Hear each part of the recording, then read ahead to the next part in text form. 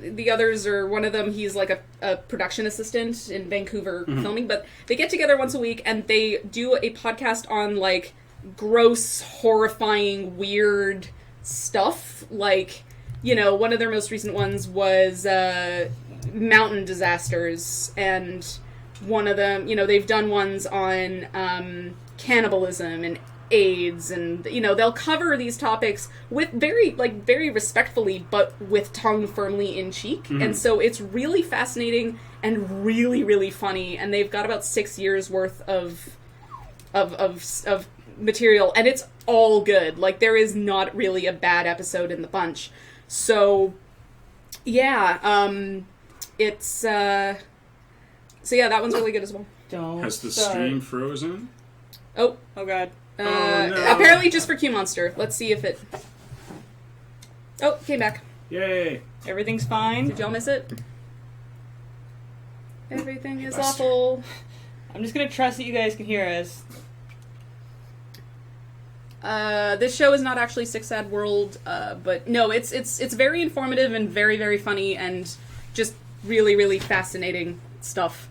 So my plan in the grand scheme of this drawing is to have some sort of silhouette of Garnet in the background with her hands in the same place as their hands. That's gonna be cool. That's awesome! But I haven't quite decided how to do it yet, because I can't decide if I wanted a negative space. You make me sick. I need to figure out a way to have it in the background subtly, but you also, like, if it's just a silhouette, you won't be able to tell that her hands are actually placed in the same spot.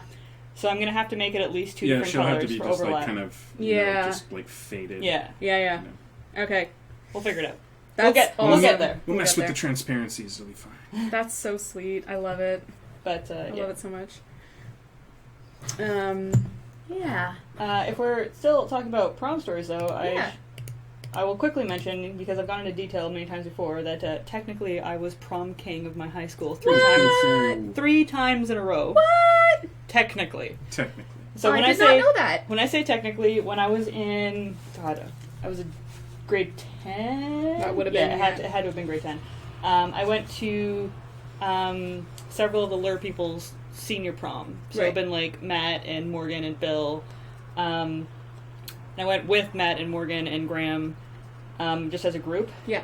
And I had a big crush on Matt at the time. And I'm just like, I'm going to make this evening special. We're going to win prom king and queen. And I tried to campaign and it didn't work because I'm in grade 10 and nobody fucking knew who I was. Right. But I'm like, well, if I make it hilarious, then maybe people will vote for us. Okay, so I started campaigning as like me as prom king and Matt as prom queen. Yeah. Wow. And I thought it would be hilarious to vote Matt prom queen. Wow. So a lot of people started voting Matt prom queen, and then he found out about it and wasn't too happy about it. But he told me that he would only accept it if I managed to get myself voted prom king as well, which Graham and Morgan heard and I believe stuffed the ballot box. But I didn't think they needed to do much, because there's only X amount that you can get away with just going back to the table, you know, and putting another vote in. Yeah. So we did get voted prom king and queen. Bro, leader, you're not alone. With me as king. And the next year there was no vote.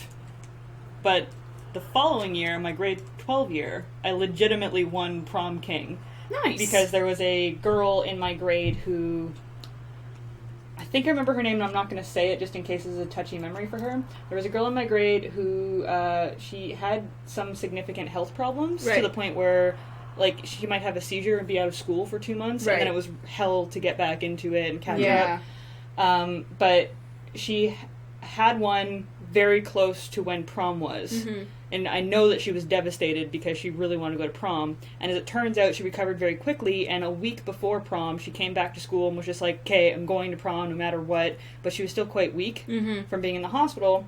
And so when she got there, like, she had the dress, she did everything last minute, and she was sitting at the table because she couldn't dance very much. And she's like, this really blows, because, like, I had it in my head that I want to be prom queen so bad. Yeah. Aww. And I didn't have a date there either, because I didn't know anybody in my grade. Well, I mean, I had a date, but, like, he didn't go to the school, right? So, but nobody else, you know, I didn't really have any friends in my grade. So I'm just like, I'm going to make you and me prom king and queen. And I legitimately went around and campaigned for it, and we won.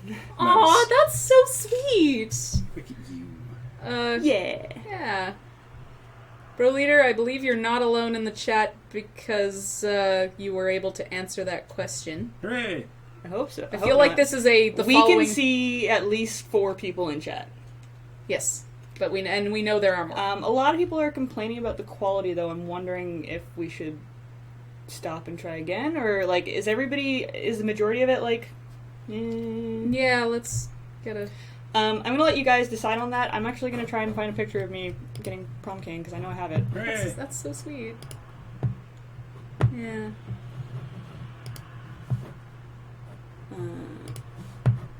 We've had No Don't Stop from Sinister Duck. Everything seems fine. Yeah. It wasn't Fuzzy Wuzzy. Okay. Yeah. As long as it's other people's computers. Yeah. And not this one. Like, if the stream is still going for some people, then it's not going to change if we refresh. The stream is fine, according to everybody. Hooray. Yeah.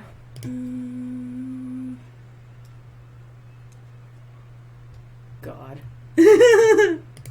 I'm going through Facebook, and it's like old goth photos of myself. It's pretty pretty awesome. Some of those photos. Look at how tanned I was. I like the I really hair. love some of those photos. They're quite funny.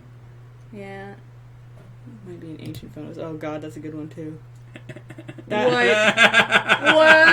That was. You guys can't see these. Sorry. This was our Come As Your Favorite Dictator party. I just put on a dress and claimed I was Catherine the Great. I'll show you guys some of these. Oh man! Wow, that bang though. Yeah. Right click and right click and even say View Image. I think you're able to. Or Open Image in New tab. There you go. Yeah. Okay, guys. This is me when I was 15. Wonderful. Wonderful. Not much has Wonderful. changed, as Those you can glasses. see. Yeah, those glasses though. Holy I thought they were super cool. Okay. Those Back bangs. then they were super Totally. Those cool. bangs though. Wow. Not much has changed. Yeah, not much has changed. Yeah. Oh, damn. God. Okay, Wow. so this is the greatest picture I've ever taken in my life. I'm sorry, Matt. I'm so sorry. This is a photo I took of my friend Morgan attempting to not actually kick him in the face, but like scare him by like doing a kick in his face. Right. The camera that I had caught the swoosh of his foot going up. So it's baby Matt. It's baby Matt. And he's baby super stoic too. Matt. Like, Yeah. kick in the face, and his hand is just there blocking it like he's fucking Neo. Yeah. It's like, no. Matt Baby wasn't Matt. a joke. Here we go. Aww. So this is me as prom king with my queen. That's wonderful. At my I senior love prom. it. Yay. Oh, that's so sweet. I got chocolate and she got a crown. Great. That's wonderful. Yeah. That's great. Oh, and there's after surgery pictures. And we're done with Facebook. Okay. So, Anyway, after Will. that break, back to drawing. Yeah. Mia, I hear you have a surprise for us. I do. I was wondering if we should, we're 20 minutes into the stream. I feel like I should maybe tweet out one last thing of, maybe get online. And Do it. Yeah. So, go to the next thing. Geoff, do you have any stories? Stories. Me. Sure. Surprise us. I don't know. Have I told all you guys about the time that Lando Calrissian was a dick to me? Yes, I believe. Well, I heard that story. Yeah, but I've heard that story. I can't remember if we did it on the stream though. Let's assume that we did. So I'll tell you guys that some other time if you haven't heard it. How about I don't have any really good stories. At least I don't. Do you remember? Do I have any stories that you like?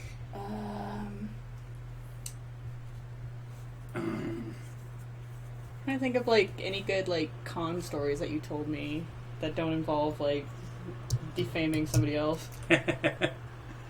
Or you can just talk about Steven Universe. We could just talk about Steven. When's the Universe. next? It's on topic. September is when. Yeah, they pushed it back. Yeah. But September, as I'm constantly reminded every single day, is not that far away. Not that far away. Because Yeah. my move date. So I'm moving cities. Yeah, people Which is were horrifying. like, losing their shit online. It was just like, it's really actually only just an extra couple of weeks. Remain calm. Yeah. Yeah. New Gravity Falls came out, but I haven't watched it yet. And I have not seen Gravity Because Falls. I'm lazy. Yeah.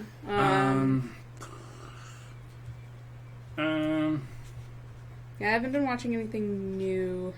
I was going through all of my DVDs, and because I'm giving a bunch of them away, and I'd totally forgotten that I owned Buffy season 3 and 4 on DVD. And it's so cute. I pulled these up, and I was like, oh, it's so quaint to own TV series on DVD. I have a whole cabinet of DVD television. I'm keeping my 6 Feet Under. Have you guys seen 6 Feet Under? Yeah. I watched it when it was neat. Yeah, so and Ash, you have? Oh, no, wait, I see Dead Like Me. Oh, no, That's yeah, 6 different. Feet Under. So I'm keeping my 6 Feet Under series. I've got 3 and 5, and I do want the whole shebang, because that, I have yet to do a rewatch of 6 Feet Under, but damn, oh, that's such a good show. It's, for those who don't know, it's an HBO show by the same guy who later went on to do... Dexter. No. I'm thinking about the actor. Yeah, no, Alan Ball later did True Blood. Okay.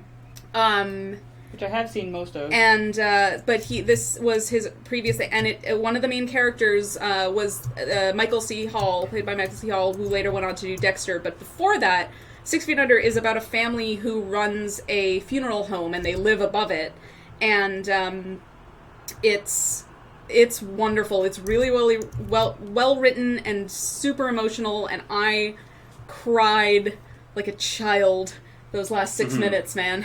So good. So yeah, it's really, really good TV. HBO, like prime HBO stuff. So Aikatana says, Dear Dr. Ash, I first time binged all of Steven Universe in the last week. I'm now caught up. Good! Well done! Fantastic! Whale dong! See, now you understand. Yeah! This Exactly. drawing. Exactly. I'm just flat out assuming from here on out that anyone tuning into the stream has Knows. seen Steven Universe. Yeah, and knows Like, what's up. I'll give you a week buffer to catch up after Yeah. Steven Bomb, but yeah. you should know by now. Yeah. Alright. Also, 2 more this minutes. drawing will probably be in print form, available for bidding at Desert Bus in a Steven Universe lot that I'm planning to Nice. donate. Oh my god, awesome. That's exciting. That's pretty rad. Yeah. Oh, Veriska Trueblood heard Steven Universe. They're new here and intrigued already. Have you seen it? Because if you have, I assume so. there is 'Cause if fan you're drawing. intrigued, yeah. Ash is drawing fan art. Yes, We're sorry. fucking around. You can't really see the full scale right now, but You know. Steven Universe is great. Go watch it. Yes. Not yet. very Not much right so. now. No. no, watch later. us first. Keep watching Watch us. it. Watch us first. spoil everything for you and then go watch it. Yes. And then go watch it. Yeah. All right. Start legally downloading it right now. Yeah. And then watch it when we're done. Okay. I finally got an Apple TV. Oh yeah. So now I can watch all my Steven Universe on the TV without having to hook up 5 million cords. That's awesome. Isn't that nice? MTV CDM, never watched Steven Universe and still haven't had the basic concept of the show explained. WonderDoc also just asked, what is Steven Universe? It's difficult to explain in one It is. sentence. Yeah. The best way to describe it is it's a sci-fi fantasy show that's very much... It's not like R-rated, but it does deal with some heavy shit.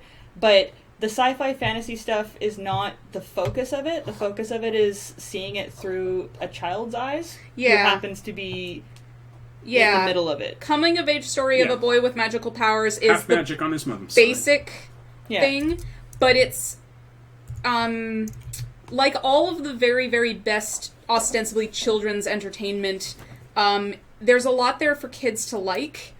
There is a huge amount below the surface that is much, much deeper and deals with a lot of, like, it's super well written. Yeah. And it deals with a lot of really emotional stuff, and it has incredibly good female characters. Like, basically almost all of the main characters are strong females, and good representation of queer relationships, and... It's a nice slow burn, too. Like, Yeah. it doesn't...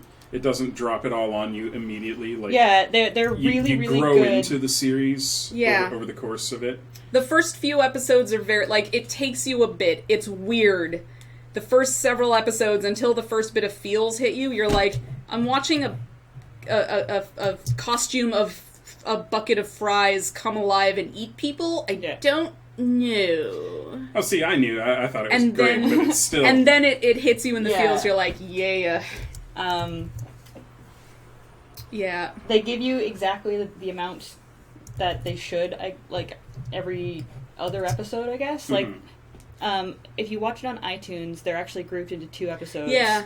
And the first one is usually like, we're going to go on an adventure, and the second one is usually like, we're going to give you a little taste of what's actually going on here. Yeah. And every time they do, it will usually answer a question and then leave the door open for 2 more questions about, like, what the hell's going on, where they come from, what's the story going on. There is a rabid fandom. Yes. And then you can be like me and fall down a rabbit hole of fan theories, which I love. Yeah. I love getting obsessed with the show, and this one's really easy to get obsessed with.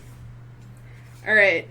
So I've given Twitter enough time to get on here if they want my surprise. So, here we go. Here we go. This is not as good, like, there are levels of humiliation in life. I have selected I like where this is going. a middle of the road level of humiliation. So, as you guys may or may not know, I am moving, and today was the day that I started packing. As I previously mentioned, I dug up the oldest of my many, many backup hard drives, and went looking for something that I mentioned last stream, which was a Digimon presentation, which unfortunately I do not have a copy of. However, this backup holds all of the writing that I did from when I first got my very own laptop, like not using the family's computer, but my dad passed down one of his old laptops to me. I'm guessing around 2001, 2002-ish? And then I would have hand-me-downs, like, periodically. God, I still have those moments where And I'm they just would like, shift. okay, so yeah, like 2 years ago. Yeah, No. right? Yeah, I know. Yeah. And so I went through and I was watching. So one thing, and I pointed this out on Twitter earlier today, was that I wrote a lot more back then. Like, I would write every single evening when I should have been in bed. And maybe it's because I've been a professional writer for the past 3 years, but I just don't write nearly as much fiction as I do now. The other thing is that I've developed better taste, so I didn't commit as many dumb ideas to paper. But back then, I was 13 years old is when most of this happened. 13 and 14. Pardon? I said she was 20. No, I was actually 13. Because there are very, very helpful last opened things. So I went through and I was, so I there was a lot of stuff in there that I'd forgotten that I'd written and was horrified, like Please let this be going where I think it's going. like a, Digimon and Gundam Wing crossover, of which I wrote about 400 words. Fanfic! 400 words. and it was horrifying. Just one scene, but it was horrifying. And there was a lot more, and a lot of it is really embarrassing stuff, and someday, and I'm thinking, honestly, like, for Desert Bus, I may bring in 1 or 2 of these for dramatic reenactment, because there's one in particular that I discovered from 1999, when I would have been 10, that is good God. amazing. 10? Yeah, I'm young. You are. old. You're really young. So I do not have fanfic for you guys today. What? Because She's saving that for a book when she's famous. I'm saving it. I'm at the very least saving it for Desert Bus. Because I need dramatic reenactment to happen. And I honestly feel, because it's so bad. Make sure I'm there for this. Because it's so bad, I feel that you guys need to pay.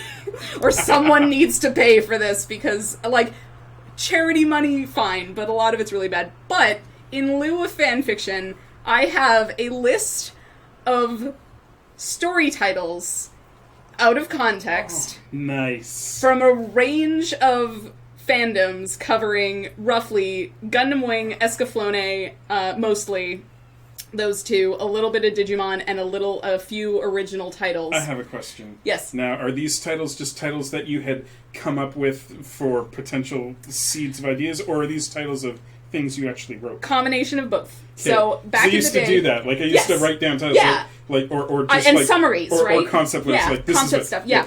So some of these were. A lot of these were like somewhere in the middle. I wrote about half of them, and then I fell off the map because that's what happens when you have ADD. A lot of these were I dashed off an idea and I wrote a couple of lines, I saved it, and it's now archived there, and some of these are full stories. But anyway, I have a list of context-free story titles. Do we get to guess what they are? Because I actually don't remember some of these. I only looked up a couple of I only opened a couple of them because I was running out of time. But they're pretty bad. Okay, we have prepared ourselves. So, in no particular order. Oh my god. Alright, The Escape of an Angel. To Capture My Heart. The first one was Evangelion, 100%. No, I never wrote any Evangelion. Again, like I said, it was Gundam Wing and Escaflowne mostly, so, and some original stuff. This is mostly Gundam Wing and Escaflowne stuff. Alright. Need for Speed, which is a Matrix Gundam Wing crossover. Which I did open. With a original character. Oh, and this was I was 13, so this was also smack dab in the middle of my Mary Sue Stop saying period. that like we're gonna forgive you. This was also in the middle of my Mary Sue Yay. You know, Picasso had a blue period, I had a Mary Sue. We all did. So, this particular Need for Speed one had an original character named Sierra. Oh, yeah. About to say bartender. Yeah. And then I realized there were still like 3 drops left in that. Her Impossible Dreams is one of them. A Gundam Wing fanfiction called A Calling of the Amazons, whose title was written in Comic Sans. The greatest of all fun songs. to me. Yeah. A Moment in Infinity. Hidden Beneath the Mask. There was one great one called It's Not Easy, which was a songfic to that Superman It's Not Easy song by Five for Fighting. I remember. I liked that song. Which was a Gundam Wing songfic about Catra being dead and everybody mourning him. Shards of Glass and a Broken Heart. There was a lot of Shards of Glass, you'll see. Shards of Heart and a Broken Glass. You'll see. Speak to the Wind. To See a World Through Shards of Glass. Entwined Souls, which I think was an Escaflowne one. In Shards of Glass. Can we just add that at the end of all of them? Sure. In Shards of Glass. Yep. There were 3. I wrote at least 3 things that had Shards of Glass in the title. And I never really realized until just now when I was looking them up. There was an original story that I'm horrified at, which is called Bayou Baths and Other Divine Entities. Subtitle, Memories of My Future Daughter.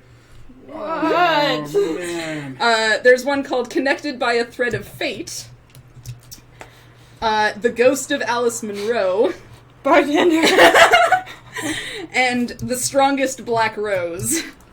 And of course, Unicorn Adventure with an exclamation point, which is 7 pages long. Oh. And was written when I was 10. Sweet mercy. 3 Shards of Broken Glass. And that is the one I may bring in. Oh, that's fantastic. That's not a fan fiction. That is an original story that I'm pretty sure I turned in as a school assignment, which I'm horrified to say. The dedication on every single one of these should be, this is me now. Yeah, basically. So, yeah, that was me at 13. That's fantastic. That's awesome. Yeah, I will look through some of these when you're in between packing boxes and find an acceptable one. Like, I was always an okay writer, but I have a feeling that a lot of that during the puberty years was purple prose and, like, big lead-ups to the first kiss thing. I was always so much Mary Sue. into trying to be very, very witty. You know, like the way I wanted to be. I was all fluff all the time, like, because I hadn't had my first kiss yet, so in my mind it was a big fucking deal, so I would write whole scenes, whole pages of, build up to the kiss. I never felt confident to write anything like that, so all my stuff was, like, superhero bullshit. But, I was also a big fan of, like, Hitchhiker's Guide to the Galaxy and Red Dwarf, so, trying to write superhero stories while also injecting that style of kind of acerbic... Yeah, it's ridiculous and awful. Yeah, so none of these were published anywhere online. Need for Speed might have been... Because I literally only wrote, like, 3 scenes of that one, and that maybe less, and that was it. So I may have published the first chapter of that on my fanfiction.net thing, but I did a purge of fanfiction.net during my second pseudonym change. So I think that one's gone now. So none of these are on. I have not named a single one that I actually published because several of my fan fictions from back then are still on the internet under varying names, and stuff that I have written in the past year is also somewhere on the internet, and way better, by the way. Just way better written. Life got a lot cooler when, like, sex, drugs, and rock and roll entered the picture. Yeah. I think everybody did. Everybody did, but, yeah, so that was... Stick with us, kids. We're going places. Yeah. So... We are bad role models. Yes. Are we role models? Oh, God. I hope we're not role models for anybody. No. Don't anybody ever do what we do. I did... Except maybe Mia, who's going to school and educating herself. I did submit one of my Gundam Wing fanfics to my junior high humanities teacher as an assignment, and I wrote a whole introduction to the world of the world and the characters and everything, and yeah, it's... Speaking of red wine, bartender, I think, is playing video games and not bartending. Okay. Are you going to bring the box? Yeah. Or, okay. Entertain the crowd while I'm... Okay. Exide Regulus, there is not enough wine in the world to give you my pen names. Not because I'm necessarily... Like, my earlier stuff I'm somewhat ashamed of. There are the few stories I did finish when I... Because my fanfiction career can be broken down into 3 main periods. There was the Japanese pen name, like 2 random-ass Japanese words pen name when I was writing anime, so that was Gundam Wing, Escaflowne, and like 1 or 2 Harry Potter fics that I'm super ashamed of. There was the like middle sort of first year of university phase where I wrote a bunch of like about 2 stories, including one of the ones I'm actually really, really proud of, for Criminal Minds, and actually in between, and Angel, the series as well. So late high school, early university was another phase where my writing was actually decent and there was drama and like story structure. Mm-hmm. And then the final phase now has been this huge ass labor of love supernatural fanfic that is on a break again because I got writer's block. I actually put a lot of effort into making artistic and planning out the story and trying to be good, because again, I'm a professional writer. So yeah, I am not ashamed of anything I've written, but it's a part of my life that is like that I prefer to keep separate. And if you find any of my stuff and like it, that's great, but it's a it's a very, very personal and private part of me. So yeah, maybe don't advertise it if you do. Yeah, I don't think that anybody will necessarily connect the dots. I think Thankfully, all of my fanfic was written before the internet. Oh, see, all of my awful fanfiction, the Digimon fanfiction, is on a Macintosh Plus, one of the little ones. Yeah, I had a Mac Plus. Yeah, one of the little ones with the actual GUI interface. Yeah. And when you had to put in a floppy disk and save as the thing up to Windows 95, because I was writing on a program that didn't save it. It was proto Word, so you had to actually transfer it to Windows 95 to get it into a printer. So it's now stuck in that bricked little thing, and there it will stay. Some of my stuff is on a Jazz Drive. Oh wow, I haven't even heard of a Jazz Drive. A Jazz Drive was back in the day before CD burners became cheap and discs as well. A Jazz disc could hold about a gig. But yeah, it was big and chunky. And anyways... Was that like a zip disk? It was the big brother of the zip drive. Okay. Oh wow, yeah. The Jazz Drive. I'm sure there are some people on I used on to chat have a that zip remembers. disk drive, so...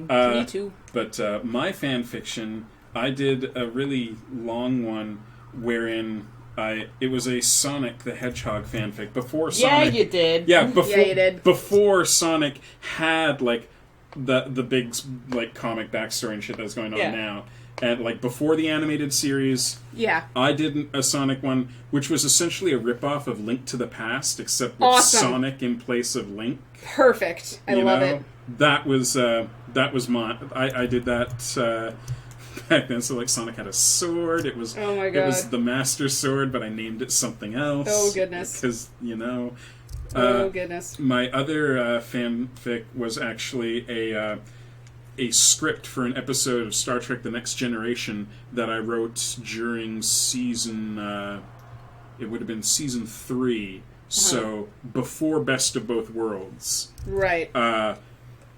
Because Star Trek actually had an open script policy. Anyone could submit a script to Star Trek. Really? Yes. Which is why the quality of Star Trek episodes varies so greatly, even in the good seasons, is because they had an open door policy. I will go on, Tacitus Vigil. What I thought, I guess I must have been... would have been 89 or 90, so I would have been 10 or 11. Yeah. And what I thought was a clever move on my part to be able to take on the Borg, because no way in my mind were the Borg just going to send a single ship to Earth. They were obviously going to send an armada, because who sends a single ship? That doesn't make any sense. Right. I reached back to Wrath of Khan and decided that the way to defeat the Borg was to detonate a Genesis device amongst them, either beam it aboard one of their ships or just beam it into the middle of the armada and set it off, and it would just essentially wipe out the Borg armada and coalesce it into a planet that would rip itself apart in a couple of months. And they that's detailed. Yeah, and they wouldn't have time to adapt to it, because it would wipe them out too fast. This is what I thought when I was 10 years old. The dialogue was particularly bad. Yeah. What are the chances of you bringing in some fanfic, Geoff? Between slim and none. I don't think I have any saved anywhere, but I'll look. At the time, I had, quote-unquote, a job at a local video store, Crazy Mike's, the one on Cedar Hill Cross. It's no longer there, because video stores. Yeah. There was this guy who worked there who was basically my hero, because he was he was a nerd, but I thought he was cool, and he actually talked to me. So on Sundays, my mom would drop me off there, and my job was to just put away all the videos. And my fee for this was he would let me take home a video, without I could rent one for free, essentially. But he was the one who told me that Star Trek had an open door policy on their scripts. So I wrote a script. brought it into him, and he's like, "Oh gosh, I don't know." He tried not to crush me or anything. Oh, yeah. But he did express that perhaps my title gave too much away, because the title was "Death of Borg: Rise of Humanity." Right. Nice, right? Yeah. Nice and subtle. Yeah. Doesn't play too much with things. Oh yeah, right there. Yeah. Yeah. So yeah, that's the kind of stuff that I was doing when I was 10 and 11. Yeah.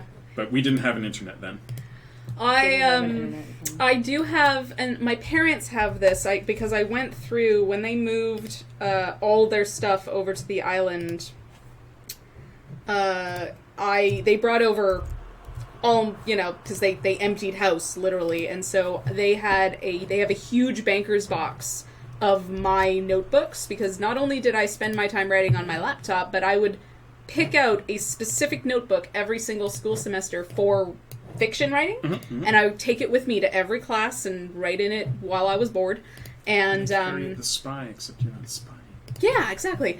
So I have all of those still, and I think I'm going to keep them, even though they're bonkers. But one of my very earliest original pieces of fiction from when I was, again, 10, 11, 12-ish, was a semi-blatant ripoff of Escaflowne World, but an original story that I was super convinced I was going to write and finish, and it was going to get published, and I was going to be famous, and I wrote it in this book that I'd pasted all of these anime pictures onto the cover. Yeah, like a collage. Is there rum and coke or gin first? Yeah, I was going to say gin. If you have to, or beer. If you have to go with tequila, do it last. Yeah. Hopefully you won't get to that point. I'm super against tequila in general. So I just fixed that typo for you guys, and to make up for it, I'm going to show you tomorrow's comic. Alright. Because I think it's hilarious. Can you guys read it? Yeah.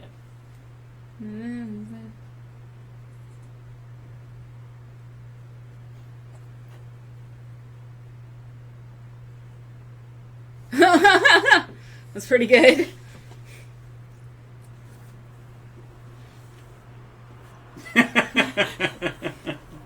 There's a really good article I just read yesterday called "The 6-Year Death of the Fantastic Four," and it traces all of the issues stemming from right when Rise of the Silver Surfer tanked, and Fox was like, "We're gonna reboot it, darker and edgier," and right away they did it, and then it sat in development for so many years, and it documents all of the signs that things were going wrong. I've always been on the fence about the Fantastic Four as a film property, just because the Fantastic Four, especially Mr. Fantastic, his powers do not translate well to film, to my mind. I've seen every Fantastic Four movie except the new one. I've only seen the trailers for that.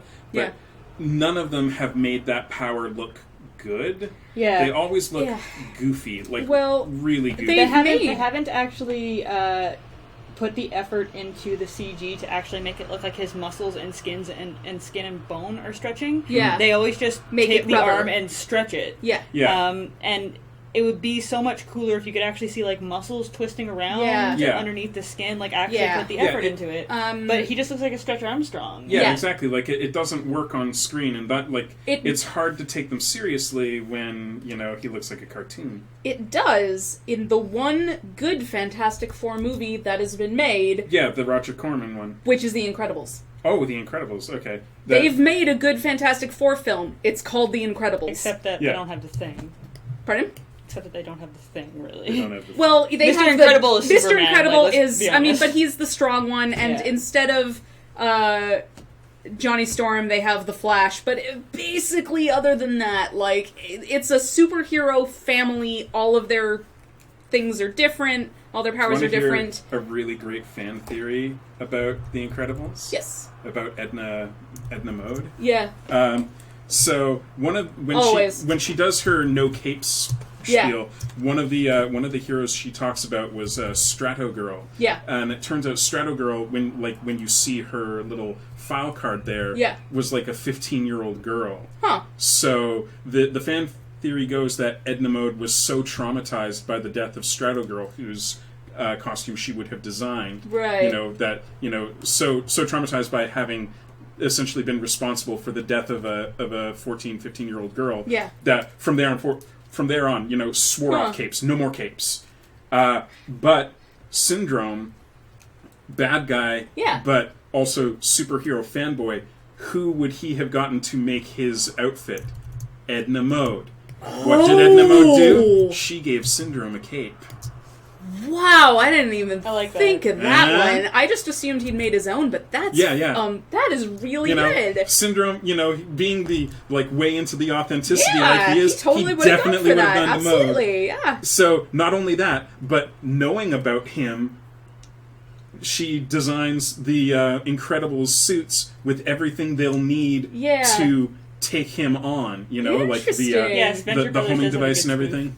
Sorry. Yeah, Sorry, Venture Brothers is probably the best version Spoof, of like the closest version of the Fantastic Four. Yeah, that and Jack we've had. did catch on fire at the end of the movie and kind of turn into a demon. So he's kind of he's straddling the Jack. Oh God, it's a big stretch, but so there's this. What was her name in X-Men? There's a chick. Mutant who was in 2 issues, and the reason she's only in 2 issues is because she's basically got sick hacks as far as a mutant power. Basically, she has the power. Her name is Lifeguard. She has the power to get any power that she may need in that certain situation. So if she's trapped underwater, she can breathe underwater. She has the cheat code. Yeah, exactly. That's great. And so the first time I saw Incredibles. Don't ask me why I know about this character. I haven't actually read the comic. I just happened to come across this character when I was falling into a wiki hole. Yeah. But the first time I saw The Incredibles, that was the first thing I thought of. Yeah. As soon as Jack started catching on fire to be let go of me, and then turned into metal to, drop down to his mom again. He's doing anything that will get him out of that situation. Yeah. And I think it's fantastic. Yeah. It's very cool. But at the same time, they are doing a sequel, am I wrong? Yeah, yes, no, he's writing it right now. Very exciting. I really hope that he doesn't just have every power. No, I mean, I think it's interesting. I think that one way that they could go with it, and I hope that I think Brad Bird is smart enough to do this. Oh, yeah. And actually, I'm going to quickly put that aside and say, Lady Thimble Trimmer, if you liked my reaction there, somewhere in the archives of this stream is the moment when I found out that Zuko was voiced by Dante Bosco, and put that together. That is one of my favorite faces I've ever made. It might actually be the one, one of those first ones when I was drawing Toph. It might be. Jess was there. Okay. So it was Yumi and that Yumi and Jess, but yeah, it may have been a Toph, but it's probably an earlier one, but yeah, it's good. So, but the thing about babies is that their brains are theorized to, because when they're born, we have very, very large brains as infants relative to other animals and the rest of our bodies, and as you grow, your brain prunes off. You actually have more neural connections than you need, and your brain sort of prunes them off as you grow up. So people who have synesthesia, which, have you heard of synesthesia? It sounds evil. It's a neural condition wherein people where wires get crossed so that people will see sounds. Yeah, okay, yeah. And hear, certain colors. I know I've heard of it, but I just don't remember certain letters will be associated with certain colors, really, really strongly, and, See, I heard that part of it, and I'm just oh, I have that, but, every other symptom of it, I don't. When I think of, number 1, I clearly think of blue. When I think of 2, I clearly think of green. It has an inherent blueness to it. But that said, the whole, stirring up other emotions, I don't have that. It's a really varied thing. However, someone said that it might actually be connected to ASMR, which I do have. Right, yeah. I have the music version of that, which I think they're calling Frisson now. But it's theorized that synesthesia comes because when you're a baby, you can, in fact, see, perceive sounds visually and, hear colors and everything like that. But as you grow and as you're socialized, your brain prunes off all of these, spare things, and you lose some of those abilities. So I think that one smart way to do it would be that Jack kind of displayed all of this because he's so young. He has the potential for all these things, but as he grows, the ones that he's actually going to be, his actual powers are going to stand out from the rest, yeah. and the rest are going to be pruned off. So I think that would be a good way to go around it. Brad Bird, if you're watching, that is free for you. Go forth and make the movie better. That's all I ask. I don't think you can go wrong. Like, there's nothing. I have nothing Brad but Bird, faith in Brad Bird. Yeah, he's a really, really good storyteller. He did amazing work on The Simpsons. He did amazing work on The Iron Giant. He's a good storyteller. Even his Mission Impossible movie was good. Yeah, that was the third one? Yeah, the one with Philip Seymour Hoffman. That was pretty bonkers. Yeah. I saw that on a plane. I love the moment where she kind of she's, spoilers, Tom Cruise's heart stops and his girlfriend is giving him CPR and it's not working, so she just gives up and starts wailing on his chest, and that's what works. Of course. And I was like, this is absurd. It's so emotional. Yeah. It's like The Abyss. The exact same scene is in it. If I can just jump us back to Avatar: The Last Airbender for a moment. Always. Yeah, like we do. I was thinking about this the other day, and because we all know that M. Night Shyamalan made that terrible live-action film that crushed all our hopes. We don't talk about it. We don't talk about it much, but I'm going to talk about it for just a moment here, because the real tragedy of all of that is that now we will never see Dwayne "The Rock" Johnson play the boulder. Yes. Because that's what he was based off of. Yeah. Obviously. And he would have been game for it. Like, if they had said, hey, Dwayne, do you want to play the boulder? He was based on you. It's like, you guys made a cartoon about me? Yeah, hell yeah. I'm honored. I actually, on Friday was my last day of work. I have resigned from my job, and then I'm going to go back to writing for them part-time at some point, but unbeknownst to me, when we all went out for lunch, and my boss at the very end presented me with a card, with an Indigo, a goodbye card, but also it had an Indigo gift card, which was $100 Indigo gift card. I was like, you're joking.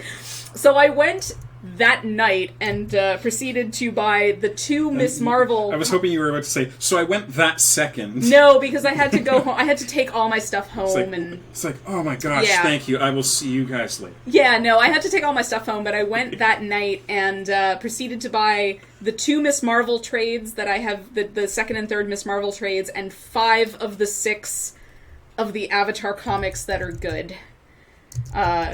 Being The Promise and The Search. Yep. The Rift is okay, but it's not as good as The Promise and The Search, both of which I've read online. Yeah. But I have them now, and I just packed them up in a box, but I have them. I saw your Facebook post on that. I was super jealous. They're wonderful. I'm so happy. I was flipping through them, and I was like, oh yeah, these are really well written. They put them out in, really big, hardcover ones now, too. Chapters didn't have that. Like the art of books. Yeah, and then it's... Which I also highly recommend if anyone out there wants the Art of Avatar series. They did 1 book for The Last Airbender, and they did 4 books for Korra. Nice. One for each season. I wish they had done 1 book for each season of Last Airbender as well, because it deserves it. So no, I hold close to my heart that, so I mentioned before, I'm a closet Shyamalan fan, except for Avatar. Or Last Airbender, as it were. That's fair. Because it came out around the same time as Avatar, James Cameron, so they couldn't call it that. Yeah. But I very much believe that he was a fan, he just had no idea what the fuck he was biting off. Yeah. And I think you were the one that told me that originally they had scripted in scenes for the Kyoshi Warriors, and they were on the original poster. Yeah, they when they did those big character posters, one of them was Suki. Oh, nice. Yeah. and didn't make it into the film. It's And like, I'm not what? saying that the final product was, like, in any way was good. Like, No. but at the same time, too, while I was watching it, and granted I watched it before I watched the series, I can recall saying, I know this acting is bad, and I know this script is bad, but if I had seen this as a child, it would have been the best thing that ever happened to me. Yeah. Because it's so pretty. It's gorgeous. I have to give it that. For special effects, at least, Yeah. it was beautiful. Apparently, But they Shyamalan couldn't- wasn't actually a fan, but his daughter is. Yeah. According to interviews. He used to say that he was a fan, that they watched it as Yeah. a family. But yeah, I mean, I don't know how much of that I believe. I think he Yeah. was certainly aware of the show, but the movie he made certainly betrays that he didn't really understand no, the not show. at all. Great God Sephiroth, that's awesome that you're friends with the artist of Zuko's story. What do you mean by Zuko's story, specifically? Probably, was there a book? There are these three comics. I haven't read the comics yet, so. Yeah, so there are 3 comics that, and 2 of them are very, very good, that were published, and they take place immediately after the end of the show. Yeah, and they So- detail the going after Zuko's mom. Yeah, so the first one is called The Promise, and the promise of the title is that Zuko pulls Aang aside at one point and says, "If I ever become like my father, I want you to kill me." Okay. Which comic, Great God Sephiroth, is there a separate comic called Zuko's Story that I need to spend money on because it's Zuko? And then the second one, The 'Cause it's Search, is about his search for his mother. And it tells the story of what happened to his mother. So those are really, really good. And there's one called The Rift that's not bad, but yeah. After you get the answer for that, we're on break, I believe. Yeah. Yeah. And I may spoil what happens at the end of Korra Season 2 for you guys if you're not gonna... Apparently, it's called Zuko's Story. So, Okay, well, to Google I go, Yeah. because To the damn, internet. son. Alright. what say you on this, Google?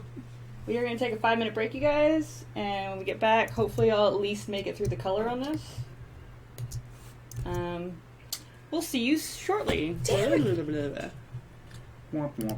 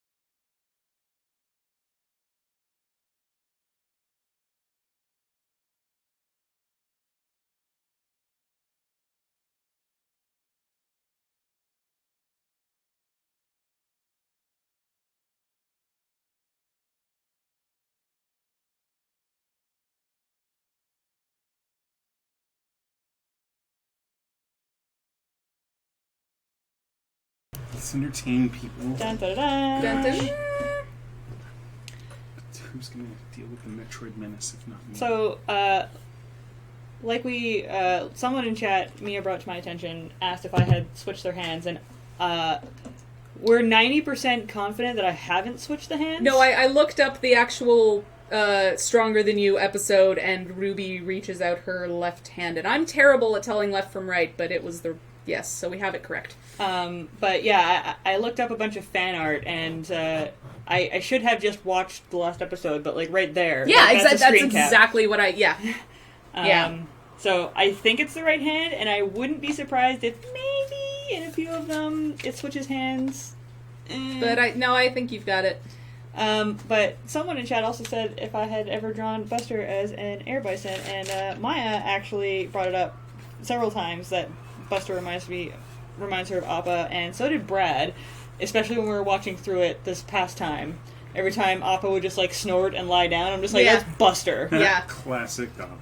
But for those of you who know Buster, i.e. the people in this room / in the chat, the best Buster-ism that I've ever seen on TV was actually, this doesn't spoil anything, in the last episode of Game of Thrones, where you see the dragon, after the dragon flies and does the big epic dragon thing. Sure. It, like, lies down, and Daenerys is like, are you gonna take me back home or do something? And it just, like, doesn't even look at her and just puts its head down. Aww. Buster does that all the time. If we're just like, Buster, come here, he'll just, like, put his head down and be like, no, I'm sleeping. Oh, Laserbig Sphere said, no, I mean, the garnet in the background is going to have the gems reversed with the pose that you had up, which makes sense, because she's facing us and her left hand would be on Sapphire's side. I can't do anything about that. Yeah. I think that's I think pretty that is- minor. yeah. Like, That is... it's not like saying, she's but- holding her hands up to have them match the hands there. That is artistic license. I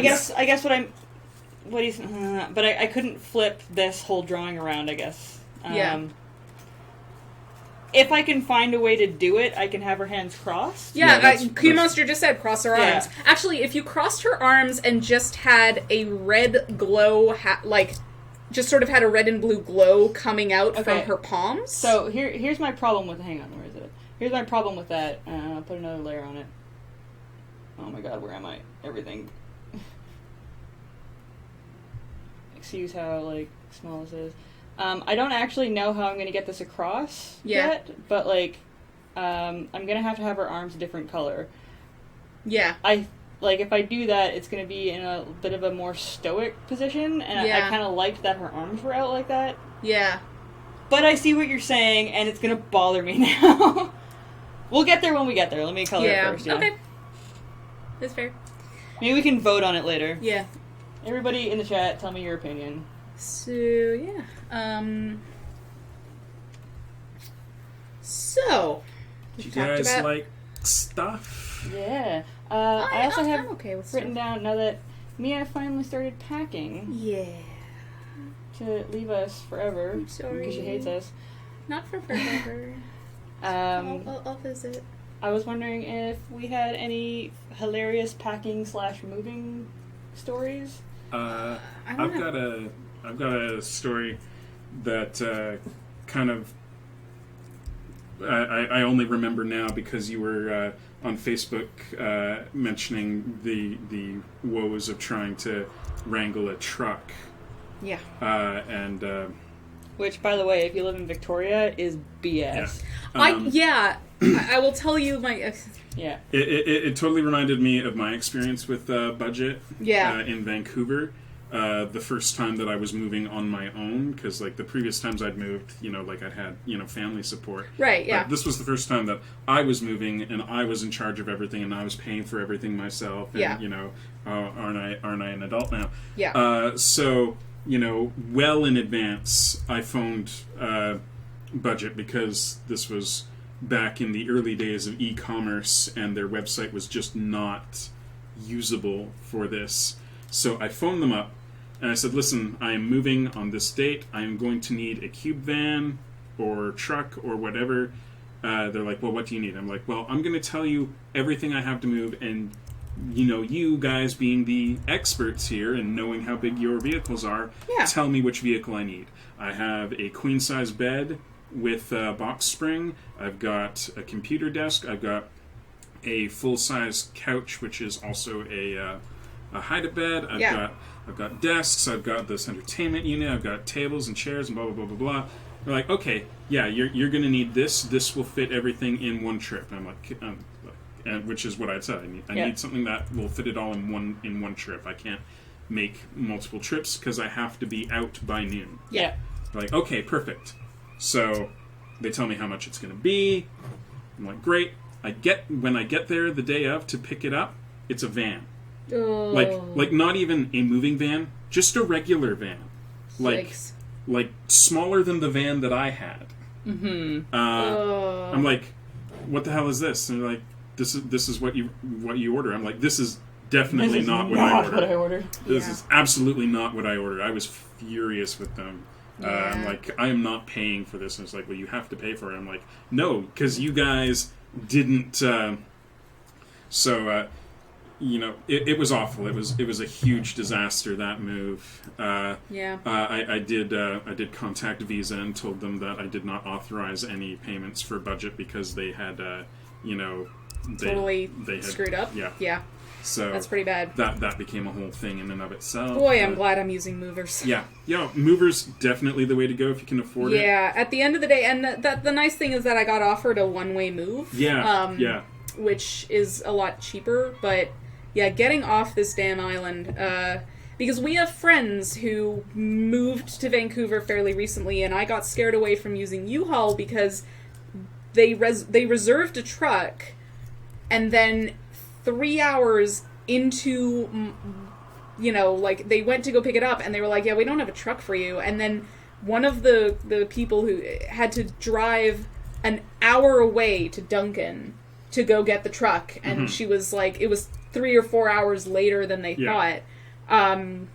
So, they were like, never use U-Haul. I was like, okay. And what I was looking at was... Schmoo-Haul. Or Schmoo-Haul. But I called. What was weird was that I called Budget while I was calling around, and I had a lengthy conversation with someone and I said, I'm moving from Victoria to Vancouver, and I said the word Kitsilano several times, and I said the mainland, and we talked about the ferry, and it was like, how much is going to be for a one-way move? Okay, it's a $300 charge to drop it off in a different place, then you picked it up.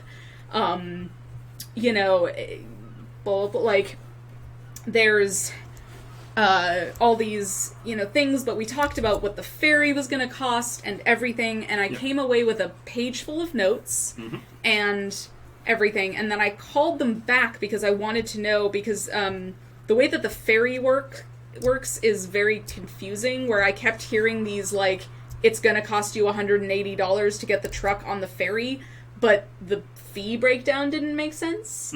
I have now concluded that BC Ferries rolls a D20 to determine your fare. We didn't used to. I don't know how it's done now. When I worked there, it was, the cost was X amount up to a certain height, and then over that height, it cost X amount more. But there wasn't a sliding scale after that, unless we're talking commercial vehicles. Yeah, so I called Budget back to ask them how much it would be to get one of their trucks on the ferry, and the guy was like, oh,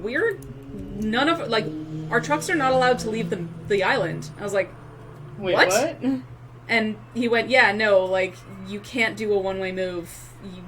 Our trucks are bound, you can't take them off the island. I was like, serious? I talked to somebody who's like, nope, sorry, and I hung up, and I was like, but I talked to someone. I said the words fair. You had a long conversation about it. I said these words, and he said them back, and there was a conversation that, included context that by most people would be taken to understand where I was going and how I was going to have to get there. So finally, that was the point where I just sort of broke down and was like, yeah, no, we're going to go with movers, because, it's... and also I would have had to move like the weekend of PAX so that of the friends I had to maybe show up and help me move, most of them would be gone. So we this is just going to be much easier. Movers are definitely the way to go if you can afford it. Even in town, I find that depending on who you get, you can get movers pretty cheap in town, and the amount you would spend on feeding and buying booze for everyone who will help you is almost on par with what you would spend on movers anyways. So no, I am packing. The thing that I'm going through right now, and I talked about on Twitter a little earlier, and if you don't follow me on Twitter, and this is happening a little early. This is happening a little early, but if you scan your eyeballs downwards this way, all of us are on Twitter. But I'm a fairly sentimental person. No shit. And so I'm now moving, and, my goal is to move with to streamline, because I have a lot of clutter, and I don't want clutter in this new place. Yeah. I'm going to have to move again at the end of the first school year, so I want it to be fairly, I've been in my place for like 4 years, and a lot of stuff has built up. Mm-hmm. So I'm going through these things, and I'm now having to sort of come face to face with, okay, well, I was given this as a gift for my bat mitzvah when I was 13, and it meant a lot then, but I don't want it now, and but I feel guilty, and so there's all of this guilt. It's hard to get through that. There are stuffed animals that are sitting at the bottom of my closet. I don't remember their names anymore. Yeah. I had very specific names for certain ones, and I haven't touched them since I got them back from storage. They're gonna get given away, but I was like, but you were a fundamental part of my child. I feel like I'm betraying you, but at the same time, I don't want to lug you around for the rest of my life. So, and how much of a betrayal is it if, when you bring them, they're just going to be in a storage unit for the rest of their existence? So there is actually a very helpful site called Throw Out 50 Things. And it's a book, but they have a workbook, and one of they have these sort of fundamental principles, and one of them was, if you are agonizing over the decision, if you find yourself making a very long pros and cons list, throw it out. If you want to keep it, you will know why. Yeah. And you will keep it, and if you're trying to justify it, you don't need it. You don't need it. And the other one was stop feeling guilty, because these things, you do not owe anything to these things. So, and not to mention, how often are you thinking about these things in your day-to-day life? The only reason you're thinking about them now is because you have to deal with them now. But when you didn't have to deal with them, they were just, stored somewhere, forgotten. Yes. How many of us have gone into storage closets or that's units? That's horrifying. And I know.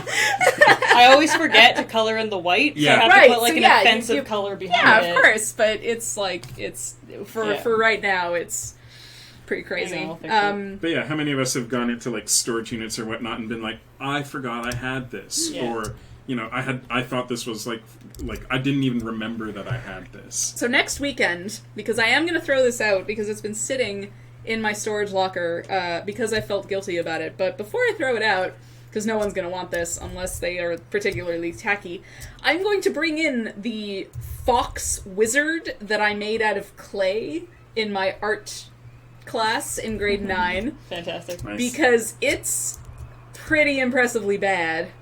But it has personality to it. So I will bring it in and show the class, because apparently August is... these last few streams are Mia humiliates herself for people's entertainment. Nice. So I will bring in that and potentially some fan fiction. Exciting. I will have had time to look it over. Yeah, bid 1,000. Anyone who's going to be in Victoria at the beginning of October, I will be selling off a whole bunch of my collectibles at the toy show. Oh, nice. Because I too need to get rid of a bunch of stuff. But there was this. I don't know if you guys have seen, because there's a big store of all of this stuff on Granville Island. But there are these statues. there are these like dragon statues that are all like purples and blues and greens and very, you know. I remember them. Yeah, so I got a wizard from that line as a bat mitzvah gift, and I've been using it as a bookend, and it's nice, but I got it when I was 13. I wish I could remember the name of that series. I'm not into wizards anymore at all. Huh. It's like your tastes have changed and grown over the somehow. years. And unacceptable. So yeah, so I sort of felt I had my little moment, and I was like, you know what? No, but I don't want this. I don't want to take it with me. So there's a lot of things I'm surprised that I'm throwing out, but it's very cleansing in its own way. My storage unit right now is literally packed to capacity. Like, I cannot get anything in or out of it without like it's like a Tetris situation. So I need to go through it and get rid of a lot of stuff. Yeah. And since I'm going to have a table at the toy show, there you go. I'll just do it there. Yeah. So yeah. I'm glad. I'm proud to say I only had 6 boxes of books. Really? Yeah. That's amazing. I actually went through, because I went through and got rid of a lot of books, and I got $37 or so of credit at Russell, which is the best bookstore in the city, and immediately proceeded to spend all of it. Because that's how I roll, if y'all haven't figured that out yet. But I'm actually going through again and finding some things in my library where I'm like, I don't actually really need this. As much as I consciously curate a library, like, I am intentionally a pain in the ass to move because I specifically have and collect books. Books are the worst for moving. But there are some that, even though I love, like, I intentionally keep them. 6 refrigerator-sized boxes. Yeah. No, they were slightly larger than liquor-sized boxes, and so even then, some of them that I hadn't really read, or like they aren't really that special, I'm giving away. So I'm impressed that I'm paring down my library even now with my commitment to having a huge one. It's someday. Not easy. I've got so many books where I'm just like, I really don't need this. I'm probably never going to read this book, but it's hilarious that I own it. Yes. A lot of books that I have no intention of reading, but... Your pocket just talked. Yeah, it did. Which is weird, because I turned it off. Like, I turned off the... Sure you did. I did. Brad watched me do it, but apparently I turned it back on somehow. Oh, no, I know what I did. Instead of turning it off, like, until... like, indefinitely, I turned it off for an hour. So that's why it just turned back on. Gotcha. Haha. So yeah, it's, I don't know, I've talked for a while. Does anybody else have I've got a lot of novelizations of movies that, like, I'll never... I remember the X-Men novelization. I read that. I've got the novelization of Wrath of Khan. I've got the novelization of The Shadow. I've got the novelization of Disney's The Black Hole and have read it. Nice. Because at one point when I was in animation school, one of my class projects, I decided to do a remake of The Black Hole. So nice. I wrote a script for it, and as part of my research, I decided to read the novelization of the film, in addition to, like, you know, having watched the film a million times. Kaja Makuji, which is an awesome name. Wanted to say they have now watched the entire Steven Universe series and blame the miniseries of comics Ash did about it entirely. Nice. Miniseries? What? Maybe just you your... did it. What? Maybe just your MegaCynics series of you know, or Steven Universe comics. Did you do Steven Universe No, it comics? says Ash's... I blame the miniseries of comics Ash did about it entirely. Oh, I get it. Okay, so you didn't hear from the stream, you heard about it from the comic. Yeah. Well, welcome to the fold. Glad to have you. Right, for those of you who don't know, I do a webcomic as well. It's called MegaCynics. You should probably read it if you want to be one of the cool kids. Just saying. Stream keeps stuttering even when it's not a bandwidth issue. Mia can't get a whole sentence issue. Good night, Aikatana. Alright. It's weird that it's rare that the words Mia can't get a whole sentence happens in any sort of capacity, because... Yeah, I apologize, you guys. This is the first time I've heard so many complaints about the quality, and I don't know what's happened here. It might be Twitch. My internet has been kind of bad for the past couple of days. Like, it might be... I don't know if you guys are on Shaw, but... No, we're on TELUS, Okay. and I'm actually kind of worried because we're on... So we have a plan with... I shouldn't have said the name of it already, but fuck it, I'm already there. We have a plan where, like, if you go over X amount per month, then you have to pay, like, $5 for, like, a bucket of 10 gigs over top of it, right? So, like, we literally just exceeded it yesterday. Yeah. So what I'm worried about is that when you go over into those buckets that you pay the $5 for, Yeah. that your internet connection is actually slower in Could those be buckets. hard to say. Yeah.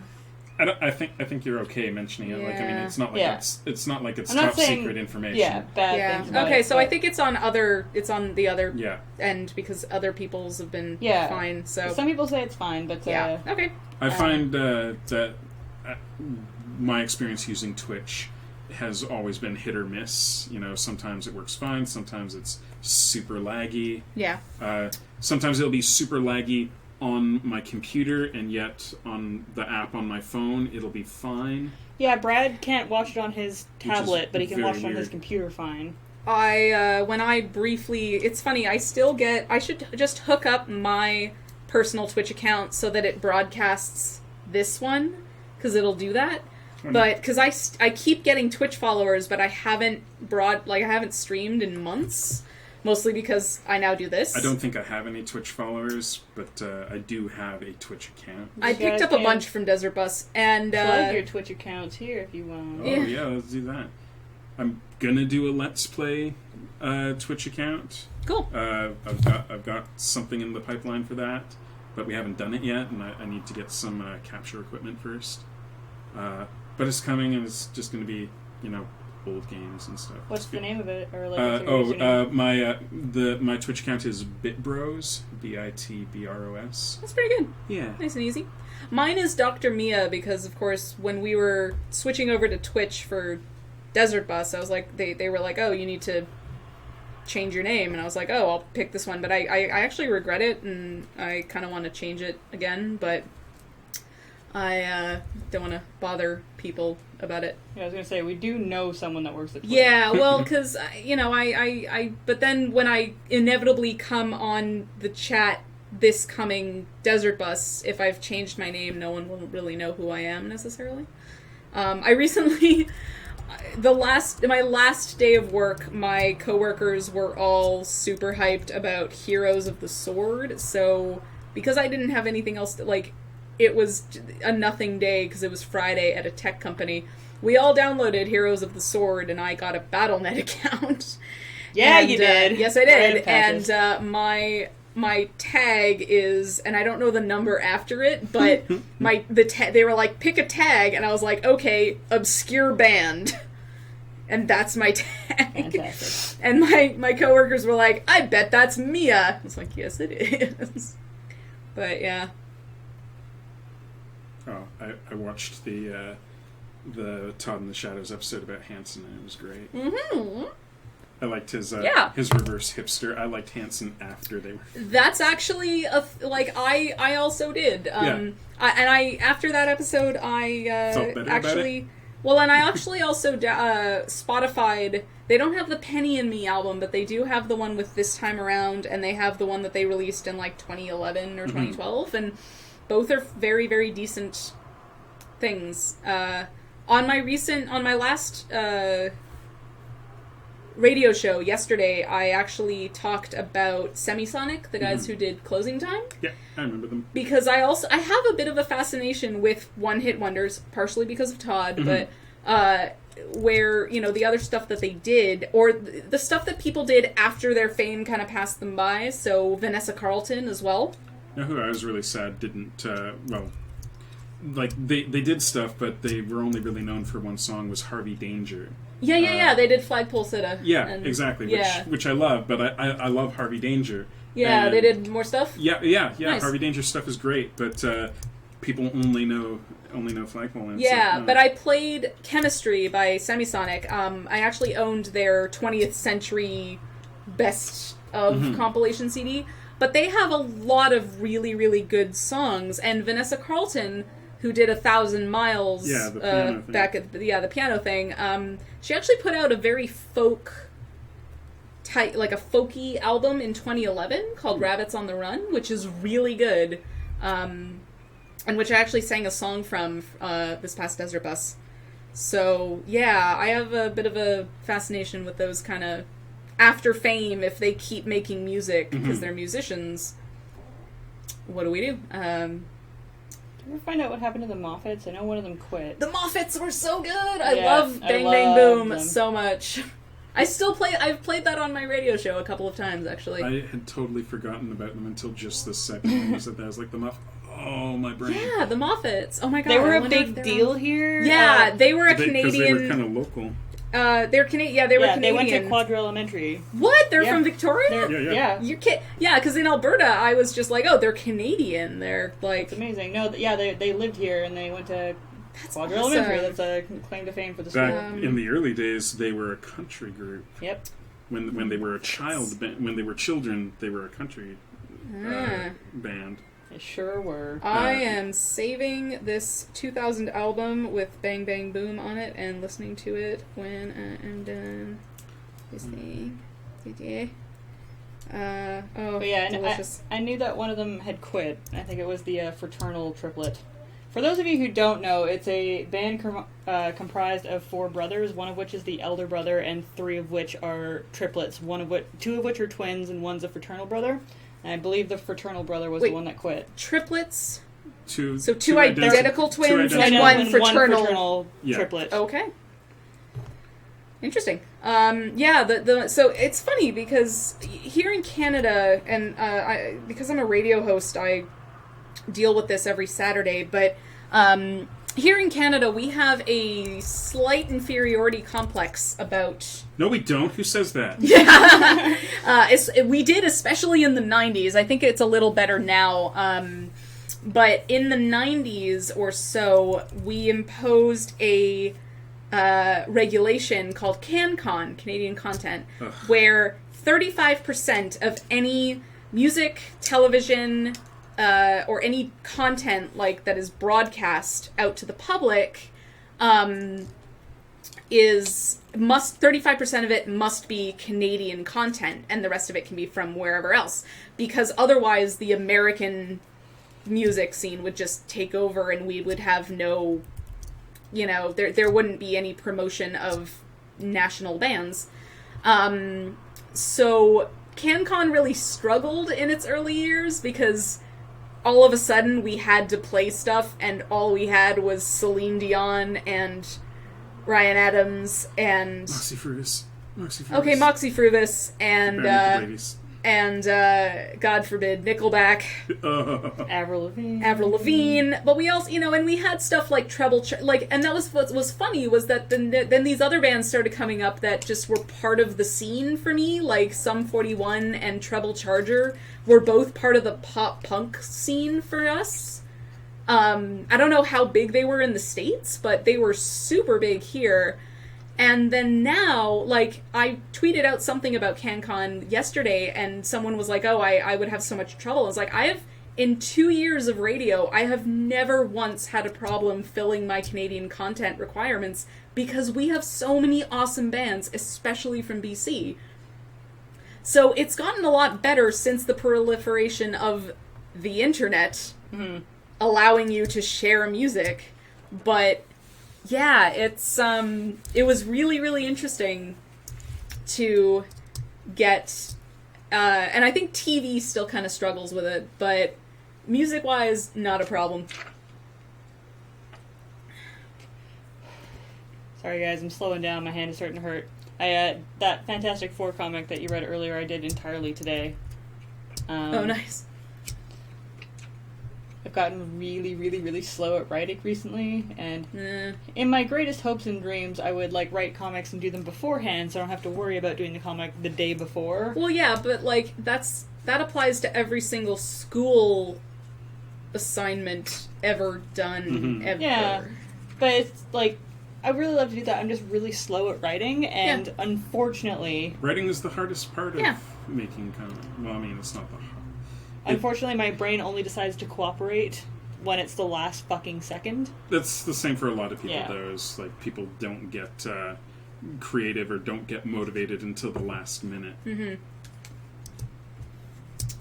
Yeah. In fact, a lot of my good punchlines have come as I'm writing in the speech bubbles after it's already been written. Right. I'll see the looks on their faces and be like, you know what would be way better here? Yeah. And I don't understand why I can't do that beforehand. It would be so much easier. Well, you're a visual, you're an artist. You think visually, so being Yeah. able to see the looks, I think, would definitely have an impact. If there are people out there that can do that beforehand, Yeah. fuck. I'm super jealous. Okay, what else can we talk about? Has anybody ever seen any... Star Wars? I was gonna say, any movies that you've seen recently? I that you wanna just talk watched Star Wars. about? Star Wars. No, nothing new. Since watched last it. week. I just watched that new Hercules movie that. With Taylor Lautner. No, with No. Dwayne the Rock Johnson did a Hercules movie last year. What? The one where he's wearing that ridiculous lion head. It looked really bad. It's not very good, but I mean, Oh God, what have I done? The Rock is, The Rock. Yeah, he's the best part of the movie. He's the best part of any movie. Because he's because The Rock is genuinely good. Like even in bad movies, he's still genuinely good. Ian McShane is in that movie as well. Nice. It's on American Netflix right now. It's okay. Sorry. There are Guys. worse ways to spend. I spend apologize that for swearing. Sorry. I'm very offended. I have not seen Pixels defeated by Username Kaiju. I'm not going to see I have it. seen, and I acknowledge he's problematic in a lot of ways, but I have seen Movie Bob's amazing takedown of Pixels. Yeah, I wasn't sure, because I saw that video, I'm just like, that sounds legitimate, and then I went to his, next few reviews. Yeah. Movie And- Bob's really bad. Yeah, specifically went to Jurassic World, and he's just like, this movie was awesome, and I'm like, nope, I don't trust you anymore, but literally everybody else has said it was terrible, as well as Fantastic Four.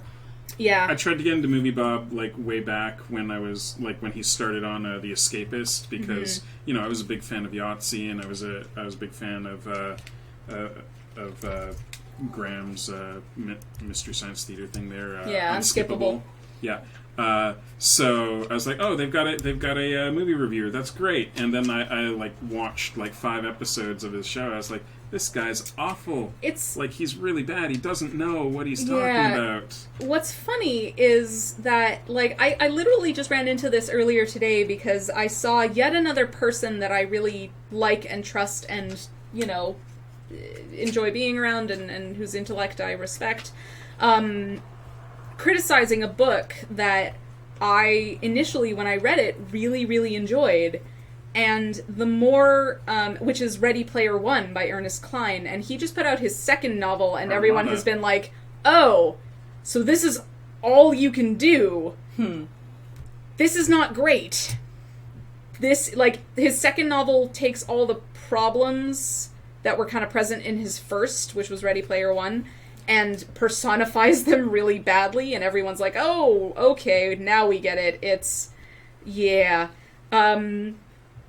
But I've had several friends of mine who have pointed out a lot of the problems with Ready Player One, and I just sort of had a moment today where I'm like, do I have bad taste? Because I didn't Did you hate that moment? I didn't mind this book. It's not as good as Neuromancer or, because it was actually Tally on Twitter who was talking about Ready Player One, and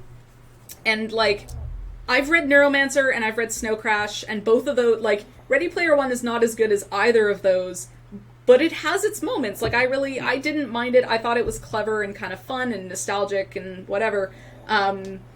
But I found myself looking at Q Monster and just being like, do I just have bad taste in stuff? I think I'm supposed to be better than this. I don't think so. I mean, a lot of people really liked Ready Player One. I actually used to know Ernie Klein Really? on a limited basis way back in the early 2000s because he used to do poetry slams.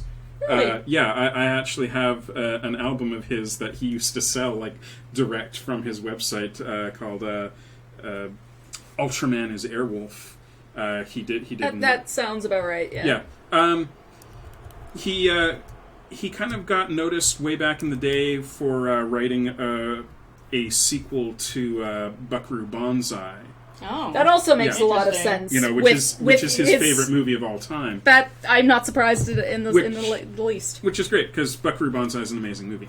But yeah, so like I conversed with him on a couple of occasions online way back in like 2000. So it would be wrong to say I know him. It would be more accurate to say that I have encountered him. Yeah, and you know he's a decent enough guy, and he's funny. I think like I haven't read Ready Player One. I followed his blog back when he was writing it, so I had some notion of what was going on with it, and I've read like a review talking about Ready Player One, Armada, and Pixels all together, wherein they kind of compare and contrast Armada to Pixels, wherein that makes a lot of they're sense. both kind of nerd gatekeeper kind of stuff, but whereas Pixels is much more exclusionary, if that's a word. It is. Armada is more of a like please get into this stuff. Yeah, like more inclusive, as it were. I can't speak to any of that because I haven't read any of it, but that sounds like Ernie to me. Yeah, I can definitely see him, perhaps unintentionally, I don't know, having some nerd issues in there because he grew up in a time when it wasn't okay to be a nerd. Yeah, like he's like about 10 years older than me, roughly. Yeah. So he grew up in a time when, being a nerd was not cool, and by the time being a nerd became cool, he wasn't even young enough to really enjoy that anymore. Like, being a nerd became cool when he was in his mid-30s. Yeah, and it's funny because we're now seeing the psychological fallout, and I actually wrote a Martlet piece about this, but we are now seeing the psychological fallout of a historically outcast group now becoming mainstream, having had literally decades of time being defensive and building up walls and becoming fiercely tribal. Yeah. Because you had to be fiercely tribal. And now all of a sudden, San Diego Comic-Con is one of the largest trade shows on the planet, and the Avengers made $1 billion, and the video game industry has exploded, and everyone is part of it. Well, that's interesting. Huh. The chat just converted itself into garbage. Huh.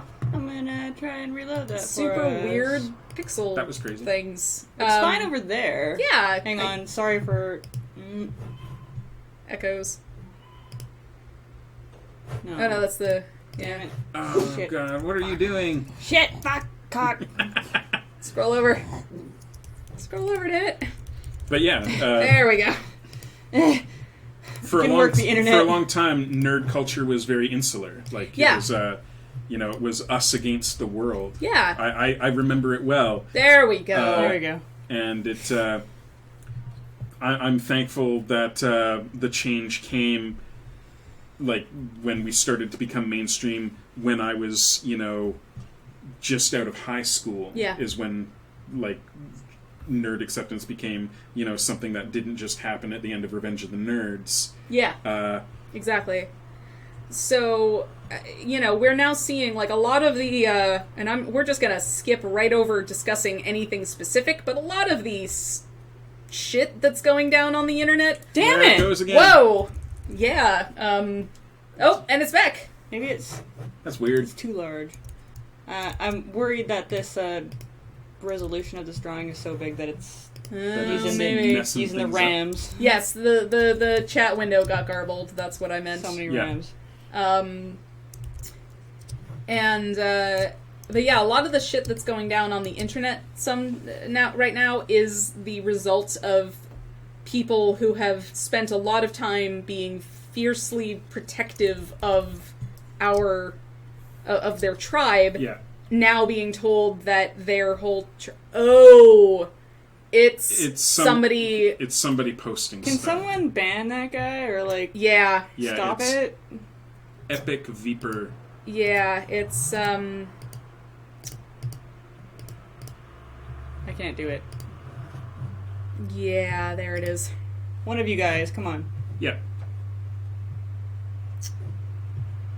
But Yeah, there we go. That's why. All right. Well, Sorry, continue But what you're saying. not only was nerd culture very insular, but they also were very covetous of Yes. acceptance. yes, and now they have it, and it's not great. Yeah, they don't know. One, they don't know what to do with it, and two, it's not what they thought it would be. Yeah. You know, because So they built up in their minds this class that they were ostracized from, where you Yeah. know, where you just got girlfriends, or Yeah. you just got, you know, like in their minds, these, you know, these undeserving people in their minds Yeah. would just, like, you know, get relationships. yeah, You know, absolutely. and so they get angry because that's not actually how it works, but that's how they see it working. What the fuck? Is it the same Yeah. person? Why can't I? Go click the gear, or click actually this. And then down here, Yeah, there he is. click there, and and block.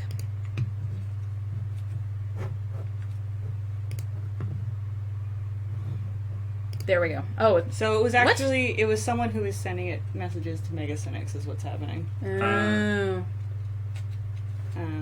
Well, Anyway, sorry guys. You guys luckily didn't have to see all that garbage that was just sent to us. or if you did, hopefully it's Yeah. Adventures in moderating. Hooray. Yes. It's exciting. Yes, I think some of you at least were there when I got a I got a spammer one of the times I was streaming a video game, and as we just saw, when you block someone, it doesn't immediately say blocked in the screen you're in, but it does say on the chat room, so I just kept hitting block Yeah. over and over again, and so I permabanned them like 25 times. Don't worry about it, Laserbeaks. It's they were sending it to us so we could see it in our chat, but I just looked over at you guys' screen. You guys can't see it, so Yeah. it's just Oh, we need to block whispers in the profile settings. okay. Uh-huh. I'll do that after the Okay. fact. There's 7 minutes left. What I'm gonna do is I'm gonna save it like it is now. It's not done. I'm still gonna add Garnet in and put a background in, and I'm gonna post this version for the $3 patrons, and I will post the final version that has the Garnet silhouette in the background. That I don't think can fill up another stream, but I'll do on my own time.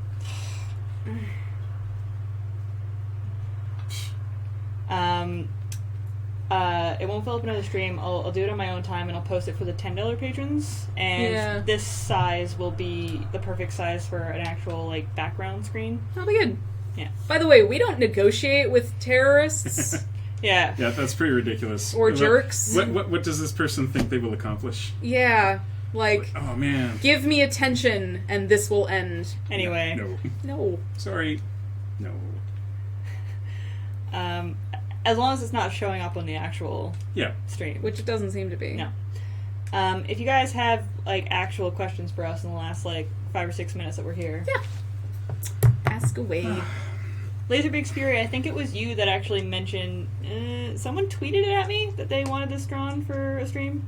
Ruby and Sapphire. And I considered it like 2 weeks ago, It's pretty great. but there was something else that I wanted to draw, and then last week I had hurt my back, or last Yeah. Tuesday or something. I will have half a glass. Yeah, it was you. I, am, yeah. And am in the process. One of my favorite moments of anything ever is it's either the Firefly or the, You guys can still read that, right? yes, it's either the Firefly or the Serenity bloopers, where it shows Nathan Fillion kind of looking stoically off into the background, and it's like, oh, he's thinking about lunch. Like, that's me right now. That's me most of the time. Super bad luck. I need you to clarify. Do you mean color or cut? Yes. I'll just answer both. I have a super awesome hairdresser in Victoria named Ian who works at Karma Design Studio in Oak Bay Village. If anybody's local, you should go there. He's amazing. And he's the one that cut my hair. I've actually got a diagonal. That is awesome. I didn't notice the diagonal thing. Pretty great. That is great. It's super awesome. The color is ruby red from the Power Red lines of L'Oreal. Faria. Faria, there it is. I used to use it as well. It's super, super, super great. It lasts... Well, okay, I put hairspray in my hair a lot because it does whatever the fuck it wants to do. And hairspray actually freezes the color and sucks it out of your hair. So I usually have to touch it up with something like Punky after like 2 weeks. But if you don't have to use hairspray, it will last the whole month until you have to actually redo your hair. Yeah, I used Faria for a while and it was great. Somebody asked, what music does everyone listen to when they write? Which is an awesome question. I can't listen to music when I write. I watch nothing movies with when lyrics. I I listen to a bunch of things. I have a huge list of classical composers and people because I'm a huge classical nerd, like bad classical nerd. Classical is really, really nice because it doesn't have the lyrics, but it's emotional and whatnot. Yeah. So when it's not silence, because sometimes I also need silence in order to focus, it's usually classical. I like Beethoven and Holst are my go-tos. They are good. I have gone from... I used to really... Like, I do love Beethoven, but I dropped down the rabbit hole fairly swiftly, especially with the advent of Spotify coming to Canada and all of this music becoming available to me. I've dropped down the rabbit hole of just listening to all sorts of different people and now having all sorts of different favorite composers that make me sound like the worst kind of hipster. Someone asked, Geoff, how do you get your hair to look like that? Oh, well, actually, I did my hair just before I got here today. If you guys noticed. I tend to always shave my head right before the cast if I can because the camera really picks up when the stubble's coming in. And because I have gone bald right up here, I get that. I've got the Picard thing going on, and it tends to make me look... As well. When it's coming in, it makes me look considerably older than I am, When you go white, can you please grow in them? Oh, yeah. That's happening. As long as that's happening. That's happening. Cool. And, My boss also does the same thing, and it took me months to realize he's probably in his 40s, because he looks in his mid-30s because he shaves his head bald. I'm 36. If I let the stubble come in to the point that people can see it, that people tend to think I'm in my 40s. If I shave the goatee off, in addition to this, people tend to think I'm in my 20s, and I start to get carded again, which is very weird. Yeah. So this isn't. I don't like having facial hair. This is more of a ease of social interaction thing than anything else. Sure. Ooks, to answer your questions, I draw stuff for the stream. And sometimes Geoff draws stuff, because Geoff is also an extremely talented artist. Oh, you. And he's appeared in my comic. If you guys don't know this already, if you read MegaCynics, which is my comic, he's Pegs. That's me. I didn't know that you were it's listed as somebody else, but I've recognized you. But it's an online name, but it's also his character's name from his webcomic. It's been my nickname for decades. I have not ever been in your comic, but yet. It's really difficult. It's tough to introduce people. When people are just like, when I'm having difficulty drawing, someone will be like, "Put me in it." And I'm like, "How? Yeah. I have to introduce you. I have to say something about your personality and why you're there, and I have to make a joke at every single one of them." They're just like, "I don't know. Put me in it." And I'm like, I don't know. Penny Arcade never goes through introducing people. Like Pork Fry shows up in the comic. Well, I can always put someone in the background, but usually when I introduce someone into the comic, I want to make them a character and give them a name. That's fair, but I love that you said yet. But yes, I draw stuff. I think it's only happened twice that I've actually drawn MegaCynics stuff. I'm a talentless piece of shit. I'm just here to drink.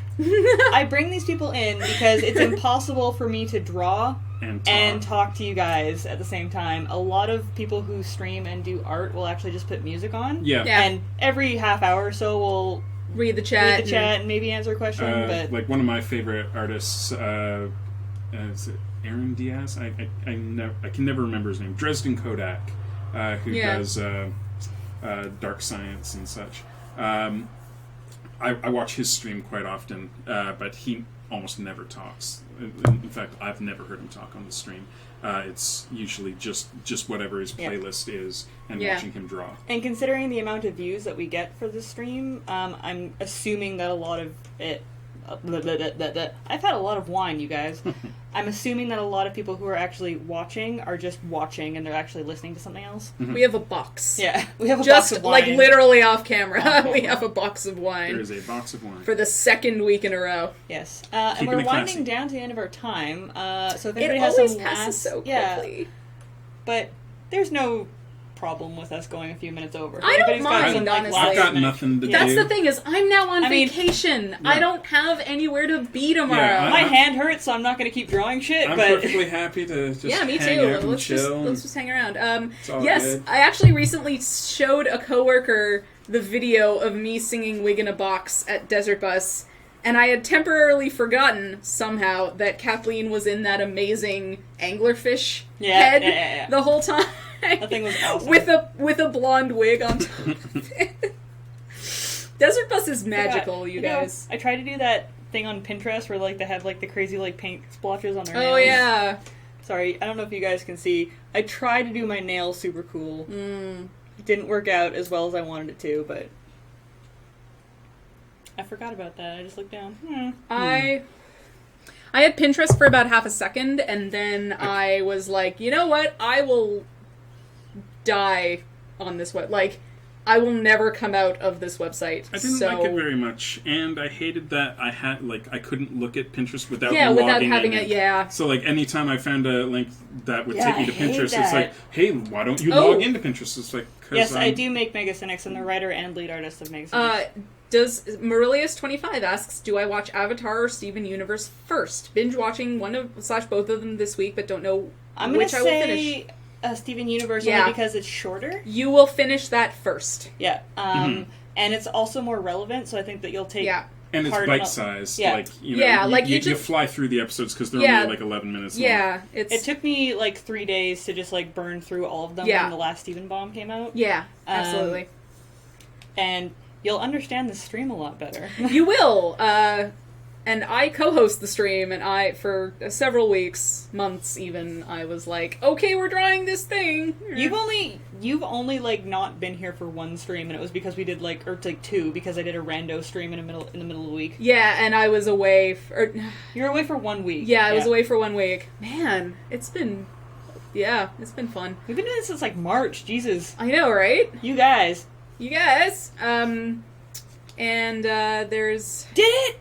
Oh, which video is that? Balthazar, tell me. Yeah, because, man, the anglerfish was great. It was the best... One of my best memories, honestly, was trying to asking my boss for the week off for Desert Bus and explaining what was going on and sort of opening with, so...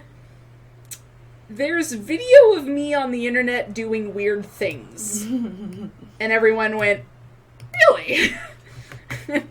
For charity. Where is this going? For charity. Sorry, that just reminded me, for those of you who don't know, way back in the day when Lure started, they actually had webcomics on Lure, and that's actually one of the big reasons that Kathleen got involved with Lure. Oh. She did a webcomic on Loading Ready Run, so for the first year and a half, there was a webcomic section. Huh. And now they have comics again done by Featherweight, but for 6 years or something, they had no comics. Yeah. But I had a comic on there called Canadian Waste. Huh. I think. Yes. Which basically was just MegaCynics, but it all had to do with the Lure group. Sure.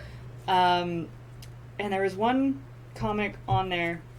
Fuck, it just ran out of my head. What did you just say before I started this conversation? I'm doing stuff on the internet? Yes. Okay. Sorry. Again, wine. There was one comic I did for it where there's no dialogue. maybe there is, and it's me holding up a shirt, and it was like the lure shirt pitch. Sure. And it's me holding up a shirt that says, "Do you want to see videos of me on the internet?" to Graham, and Graham with a confused / horrified look on his face, and Morgan standing behind me holding a sign saying, "Don't say anything, it's funnier if she doesn't know." That's amazing. Yeah. Yeah, like, and that's the thing is that my parents, bless them, I love them, but every so often they'll sort of, because I'm friends with them on Facebook and they see updates, and every so often they'll be like, "We're worried about what you put on the internet." And I watch myself fairly, like anybody, right? Mm-hmm. Like, you make sure that you don't say anything stupid or offensive, and... I certainly don't. But, like, you don't say any, you don't go, like, you never go full problematic. But, and they are of an earlier generation where there isn't this understanding of, there's a certain level of rant you're allowed to, do. There's a certain level of complaining. There's a certain level of participation in cultural and, social events. Mm-hmm. But, every so often, but I track myself on Google fairly often and, go in on the private browser and plug my name in, and so and I have a pretty clean track record, but I also have, if you click over to the videos tab, all these videos, and I was just like, well, if anybody's not going to hire me because I once juggled on camera for charity or did really dumb I have all this silly stuff, but it's so good-natured, and it's for such a good cause. And it's like, if you're not going to hire me because I was doing silly stuff... I'm sure if anyone was actually going as far as to look at videos of you on the internet, they would research what the fuck the video was for. Yeah. So it's funny. We are going to reach the point at which... And I feel like it happened with Trevor Noah, the guy who's going to take over The Daily Show, where someone, as soon as it was announced, someone went, "Oh my god, he has these horrible tweets from 5 years ago." Yeah, and it's like... the reaction was... like... There were people that were trying really hard to be outraged, and everyone else was like...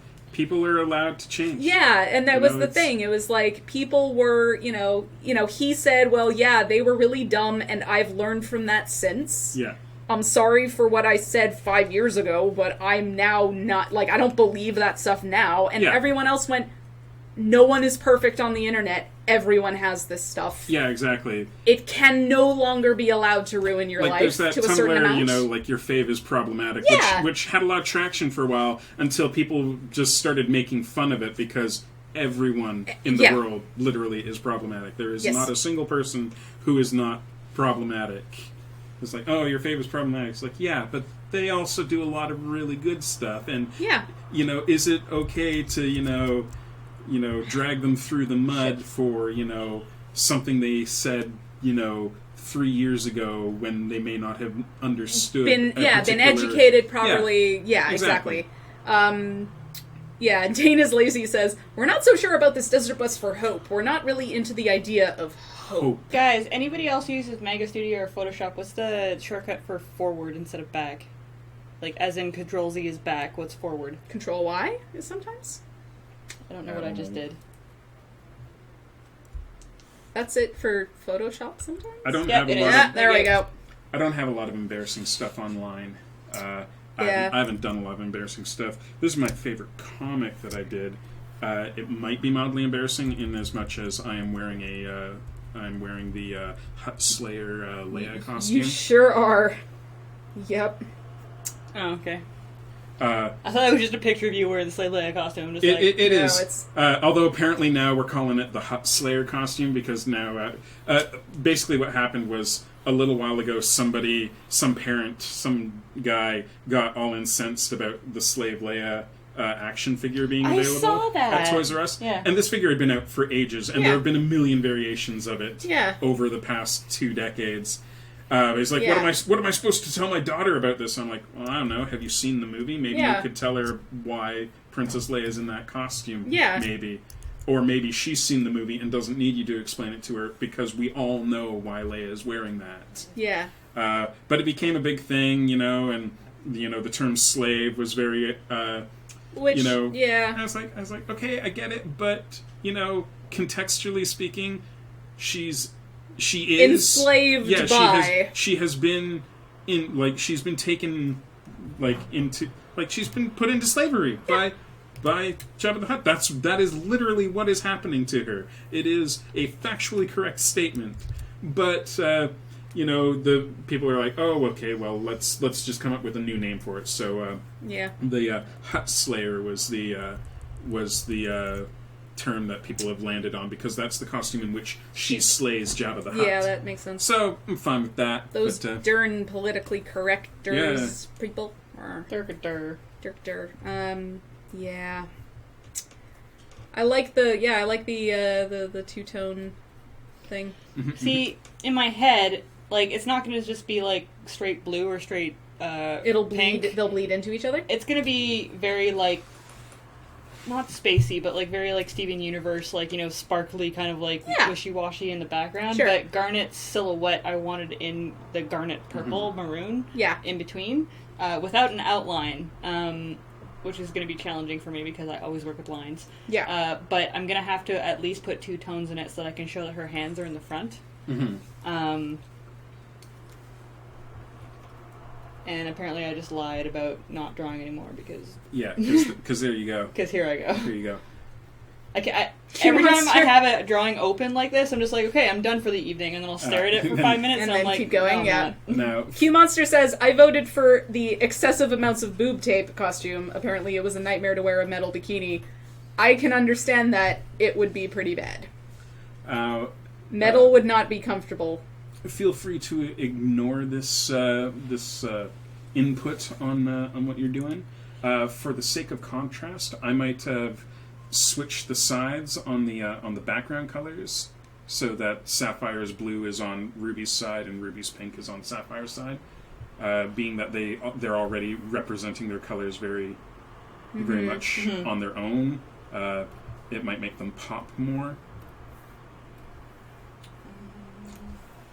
Just a thought, not a...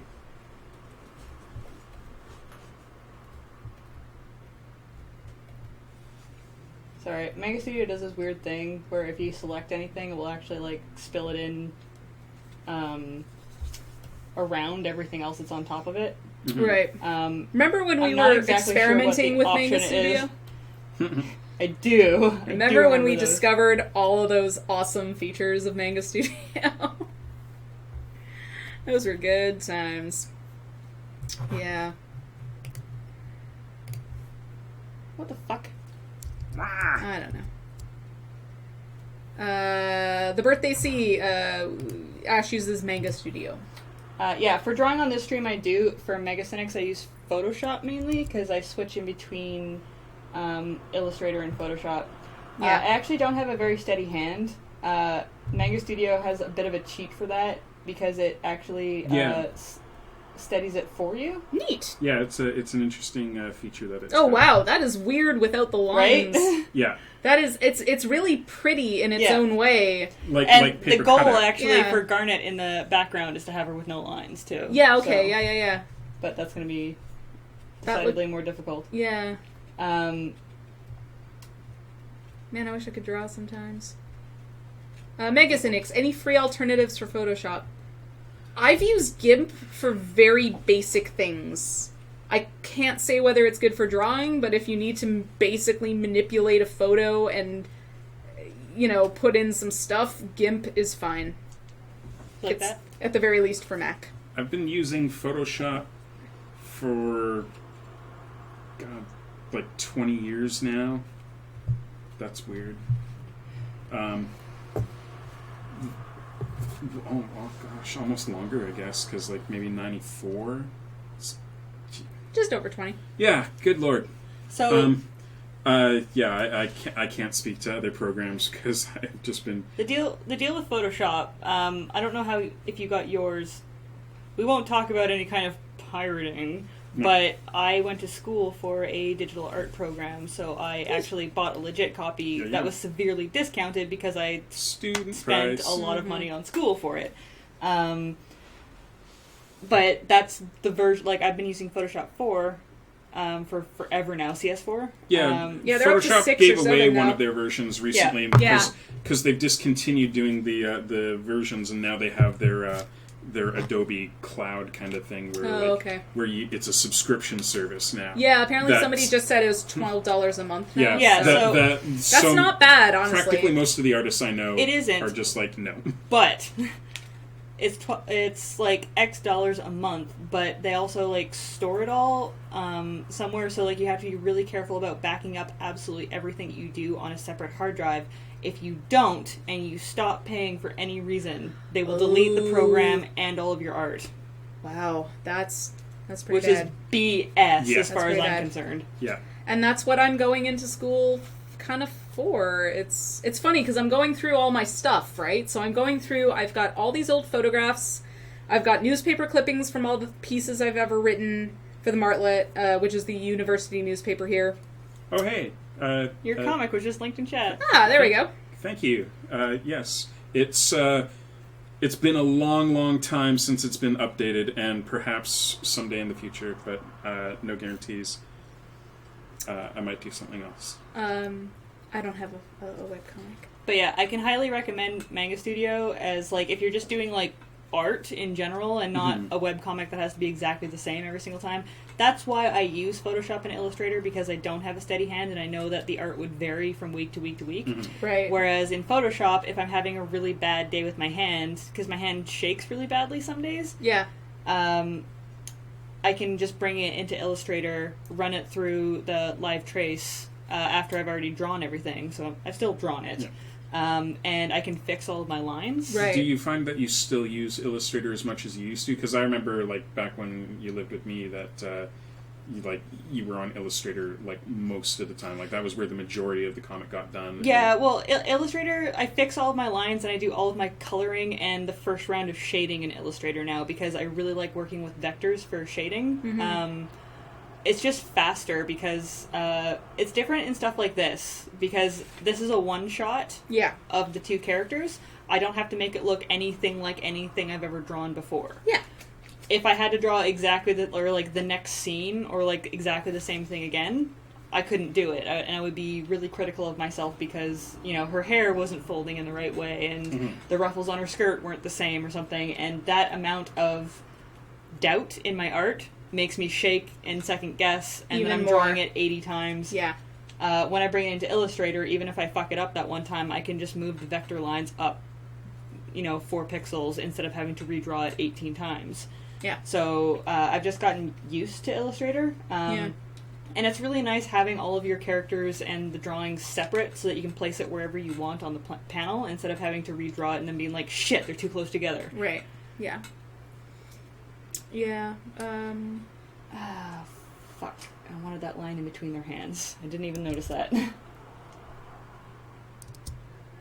Oh yeah, maybe that's what Q Monster was referring to, because he was like, it's bothering me that Sapphire and Ruby aren't completely centered, but Ooks wants to know. Unfortunately, about... Sapphire is longer than Ruby, which was my problem when I was sketching this out. Ooks wants to know your tablet. It is a Cintiq, yes. It's the Cintiq 21UX. Yeah, this is the last model that was made before the tsunami hit Japan. So it's not completely new, but the version that's for sale right now is different from this one because this is not being made anymore. We both have the same one. It's good. It's not widescreen. Like the new Cintiqs are 16:9. Oh, I want that. Where ours are not. Ours are the last generation of 4x3. Oh yeah, it is 4x3. Look at that. Which makes it a little interesting when you're doing multiple screens, because like you'll have one screen that's 16:9 and you'll have another screen. Your there, other Quinlan, monitor. is that better? Yeah. But, Are you happy now? Are you happy now? Are you not I'm your performing monkey.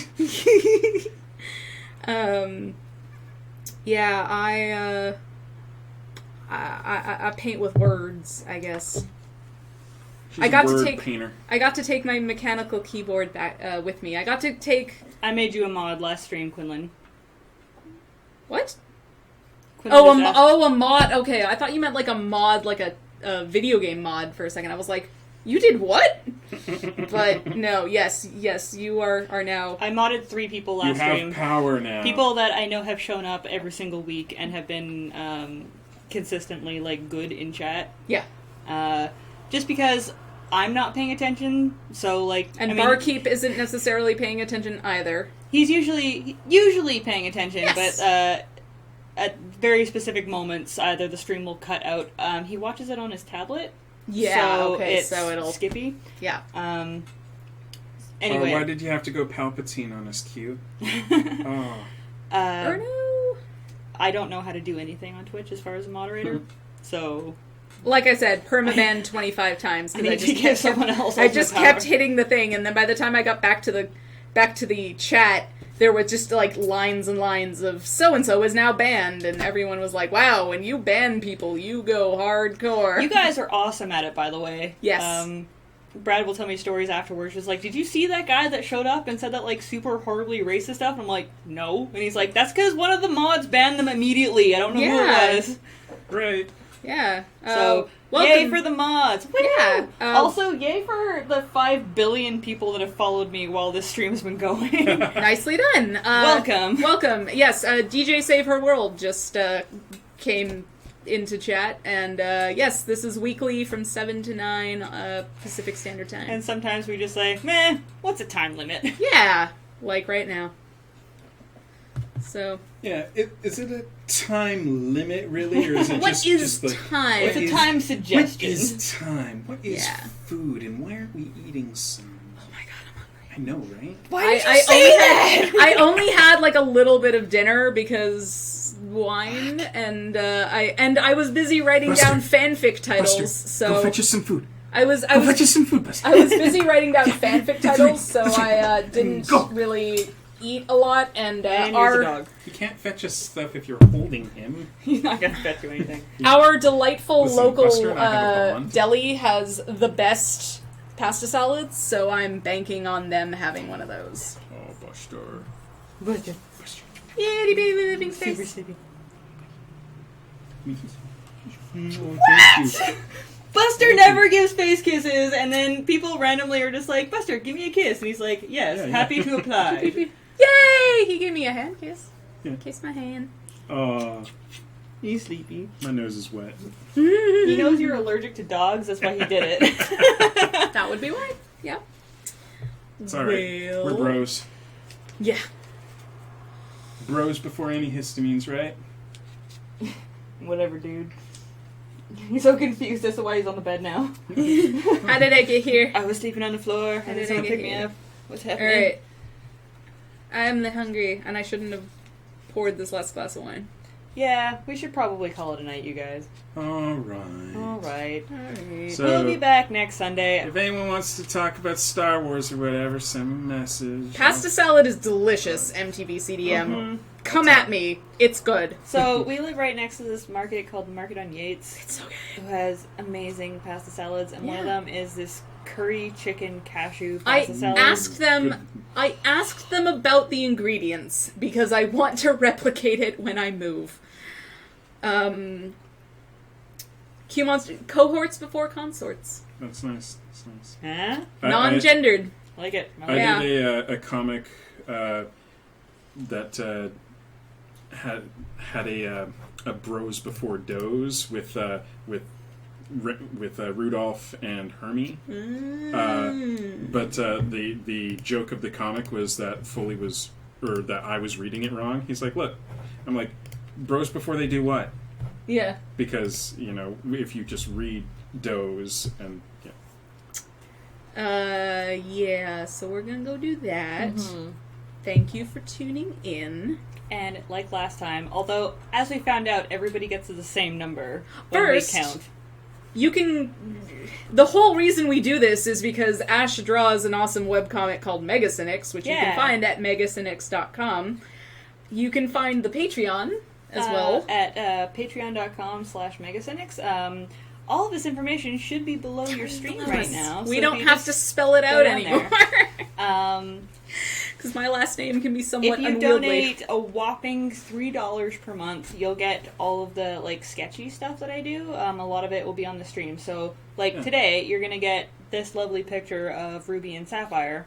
But if you donate $10, you'll get all the finished, like, full stuff. So when I actually do draw in, like, the garnet silhouette in the background, I will put it for the $10 patrons in actual, like, screensaver, super high res. You could print it off as a fucking poster size. Yeah, buy all our play sets and toys. Yeah, do it.